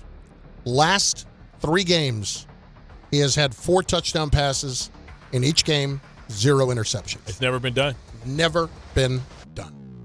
Next, Lions 44, Commanders 22. So this was odd. Dan Campbell took over the play calling from John Morton, who is the offensive coordinator, said that they had a talk earlier in the week and that, Morton was all team and handled it the right way and all that. Dan Campbell, to my knowledge, and in looking at his history, has never been a coordinator before, has never called plays before. And that seems odd, but yet he goes out and he puts up 44 points. I'm not going to credit him completely, but obviously there was something in what Morton was doing that was not working with this team. I mean, he got demoted because basically you lost to the Minnesota Vikings the week before. Little frustration there. They were the odds on to beat, especially J.J. McCarthy in Detroit. And, Dan Campbell decided to make a decision. That's what leaders do. So this and was he put it on himself. This was a case where not shame on me, but I love my guy Fortenbaugh to death. Yeah.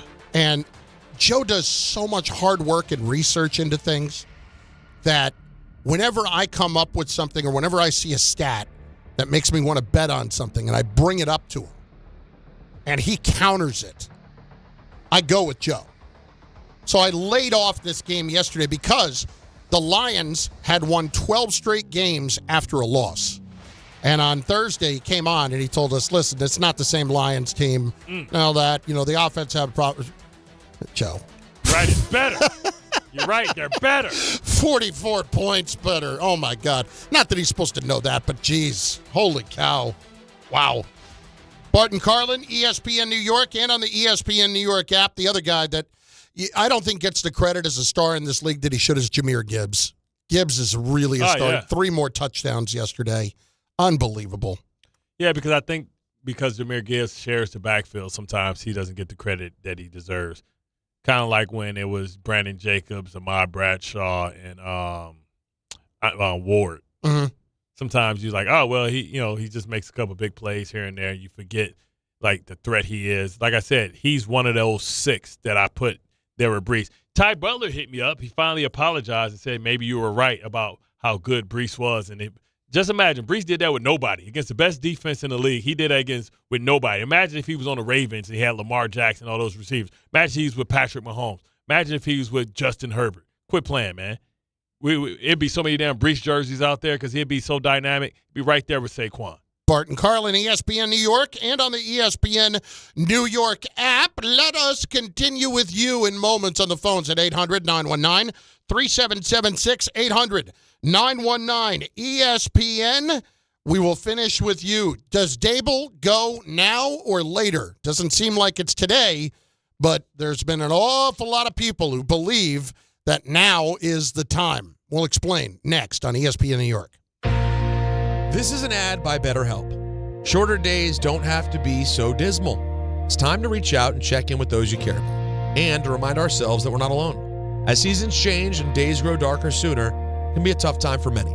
This November, BetterHelp's encouraging everyone to reach out, check in on friends, reconnect with loved ones, and remind the people in your life that you're there.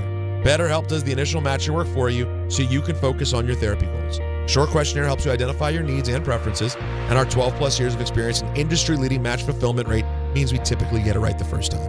If you aren't happy with your match, switch to a different therapist at any time from our tailored recommendations. This month, don't wait to reach out. Whether you're checking in on a friend or reaching out to a therapist yourself, BetterHelp makes it easier to take that first step. Our listeners get 10% off their first month. Just call pound 250 and say the keyword timeout. That's keyword timeout after calling pound 250. Hey, bro, weirdest thing is happening at the game. This guy sitting next to me says, "You're our good luck charm." Every time I crack a Bud Light, we score a touchdown. Now his entire family wants to buy me Bud Lights. I think I'm some kind of a football prophet. Talk soon. The team needs me. Anything for Bud Light, the official beer sponsor of the NFL. Stock up today. Enjoy responsibly. Copyright 2025 Anheuser-Busch Bud Light Beer, St. Louis, Missouri. New York Lottery's holiday scratch-off games are the perfect gift for everyone on your list. Like me, your Aunt Jules. I told you I didn't need a gift this year, but I secretly really want one. Or me, your neighbor Frank. I hope you didn't forget I'm coming to your holiday party tonight. Or me. Why does no one ever think of the voiceover guy? Anyway, New York Lottery's holiday scratch-off games have more winners and top prizes up to $5,000. Please play responsibly. Must be 18 plus. Gambling problem? Call 1-877-HOPE-NY or text HOPE-NY. 1-877-CARS for kids. K-A-R-S, Cars for kids. 1-877-CARS for kids. Donate your car today. 1-877-CARS for kids. Donate your car today. Ready to get rid of that old car? Donate it to Cars for Kids. Call 1-877-CARS for Kids to reach a friendly live agent. Donation's super easy, and your car can be picked up as soon as tomorrow. Call us now, 1-877-CARS for Kids. That's Cars with a K to donate your car today. 1-877-CARS for kids. K-A-R-S, Cars for kids. 1-877-CARS for kids. Donate your car today. Did you know you can donate real estate too? Go to carsforkids.org. That's carsforkids.org. Serving contractors, builders, and homeowners in the tri-state area since 1987, Brooklyn Window & Door is New York City's largest stocking dealer of quality Andersen window and doors. The professionals at Brooklyn Window & Door will help solve any of your window replacement needs or applications. Visit Brooklyn Window & Door's award-winning showroom to see the complete Andersen product line, including the 400, 100, A&E series. Andersen, built, backed, and serviced like no other window. Visit Brooklyn Window & Door at 185 30th Street in Brooklyn or call 718-WINDOWS. Michelle's Moment here for Gainbridge and their Give Back program, Gainbridge Assist, powered by Parity. Gainbridge and Gainbridge Assist, powered by Parity's goal is to empower girls and women through sports and education, providing 32 organizations in 21 states $222 of grant funding during 2025. These grants aim to level the playing field and expand access to sports and education for girls and women across the country. Here's to a future with no limits for women's sports with Gainbridge and Gainbridge Assist, powered by Parity. Hey, it's Reese Davis. Let's be honest, you can't keep an eye on everything unless you've got Blink Outdoor 4 cameras. While you're focused on the game, Blink's keeping an eye on your home. With up to 2-year battery life and with Sync Module XR, you can cover more space without constant maintenance. No wires, no worries. Blink helps keep an eye on what matters most. Get Blink today at the Home Depot. How doers get more done. You live for this. The wins, the losses, the slam dunks, and the buzzer beaters. The dream that this is your team's year. Hope, it's what keeps you coming back. So you represent with anticipation and with pride. Because when everything's on the line, your support means everything. That's why the NBA Store is here to support you. Check out the largest selection of official NBA gear at NBAstore.com. A Fanatics experience. I literally teased talking about whether or not Daboll should go and the fact that maybe he wasn't going to, and then... Can't wait. He's out. Brian Daboll's been fired by the Giants, according to Adam Schefter. Just literally while we were on during the break, he has been fired, and the Giants are searching for a head coach yet again. I don't think any of us is surprised that it happened. I think some of us are surprised that it happened now. I'm certainly surprised it happened now. Listen. He'll be coaching LSU or Penn State by the end of the week. There are reports that Mike Kafka is going to be the interim, but that's not. Now Adam Schefter says it is Kafka who will be the interim head coach. Wow. I am surprised it happened now. And the only reason I'm surprised it happened now is because if he was having a positive effect on the quarterback for the rest of the season, I don't know why you would kind of mess with that, but I'm not going to criticize it because at the same time, you weren't protecting him from himself. And I bet you that that's probably what put it over the top. Well, wasn't Kafka calling the plays? Kafka was calling the plays, but Daboll's Daboll's the head coach. So who put him in harm's way, Kafka or? Listen to the way that Daboll's talked about him the last few weeks. Come on. Daboll wasn't going to do anything to tick off. He needed him in the worst way to be in his corner. Yeah, maybe he got that quick. So Daboll is out. Brian Daboll is out. Brian Daboll has been fired as head coach of the Giants. Ryan, the mailman. Ryan, you called up thinking you wanted to talk about him getting cut loose, and it happened. What's going on? It's gone, right? It's crazy. I was having Sunday lunch at my mama's house over the weekend watching the game, and I was monitoring the Giants. I watched the Giants monitoring the Jets, and I said, let me switch over. And after seeing how the Giants fell apart, I was like, Daboll got to go, bro. He just got to go. And my coworkers, I was talking to one, he was like, the Giants must be cursed because Daniel Jones was in y'all system, and y'all couldn't get that out of him. Look what he's doing with the Colts.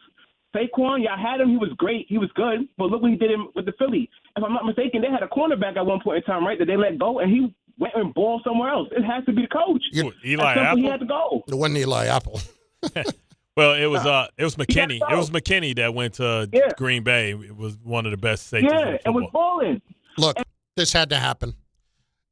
There's no way Shane should keep the job either after this year. There's no way that should happen. I'm a little bit surprised that John did it now. But I think he knew that the fans weren't going to show up. It looks like probably Jackson Dart isn't going to play this week. Like the only thing that can make you stay face is like, hey, we fired the coach.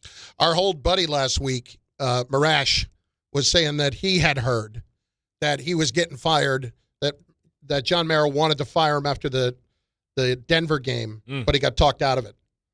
Look at Marash, by the way. Fathom Schefter. Right. See, I can say that. He loves me. I love him. We created a monster.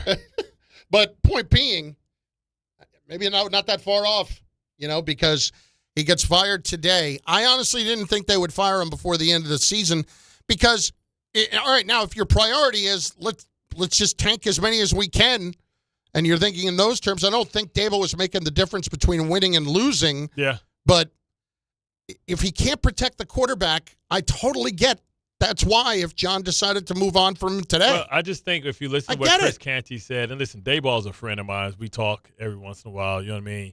Laura Young over there is my girl. She's the secretary. She used to work for Rex and all that stuff. But when the team stops believing and you run out of people to fire, you fire offensive coordinators, you fire defensive coordinators. So even if your defense can't come up because of the decision, you say, hey, I'm not going to go for no fourth down, that's an indictment on you because you hired the people. What I want to know is, how does Shane snake himself out of this? I think the only way he does is if you have the quarterback continue to play well the rest of the season. That's the only way.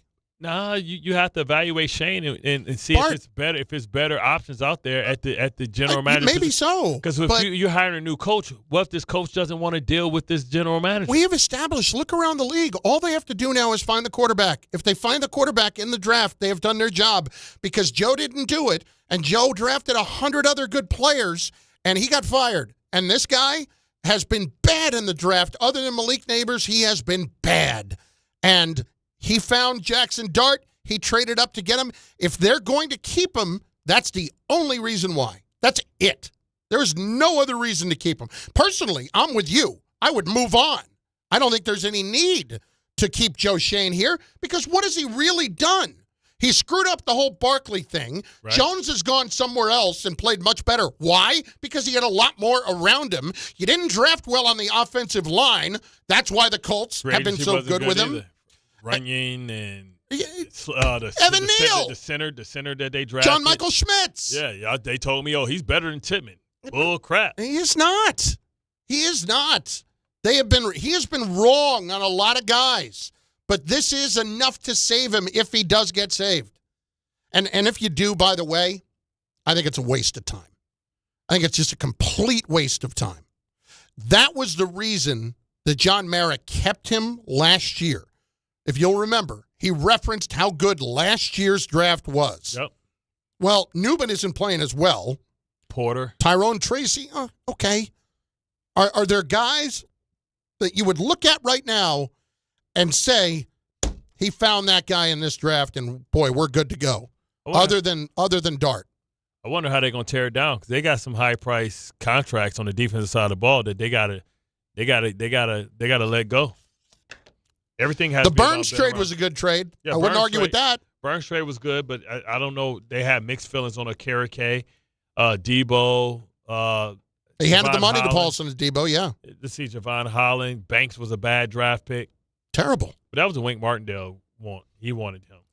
Look, all I can tell you is that if you're Joe Schoen at this point and your job is saved, there's only one reason why, and it's because you made the move to move up to get Dart, and that's it. And I don't think that should be enough to save him when the rest of this roster has been just bad. I wonder, did he throw Daboll under the bus? Oh, are you kidding me? You know how that goes. You know, there's no doubt he would have been trying to separate himself from Daboll recently, and yesterday probably provide him enough ammunition to do it. Like, you should have went for it on fourth down. Or you should have protected our quarterback. So Brain Daboll is out as head coach of the Giants. Mike Kafka, the offensive coordinator, will be the interim head coach. Michael Kay is up next. He has got you locked and loaded on that. And then, of course, later on, Don, Hahn, and Rosenberg. Keep it where it is all day on ESPN New York, the ESPN New York app, and on YouTube. The FanDuel Sportsbook app is your home for all your favorite NFL bets, from yards to touchdowns to who will win. With FanDuel, any play can be the play of the game. Tonight, FanDuel is giving all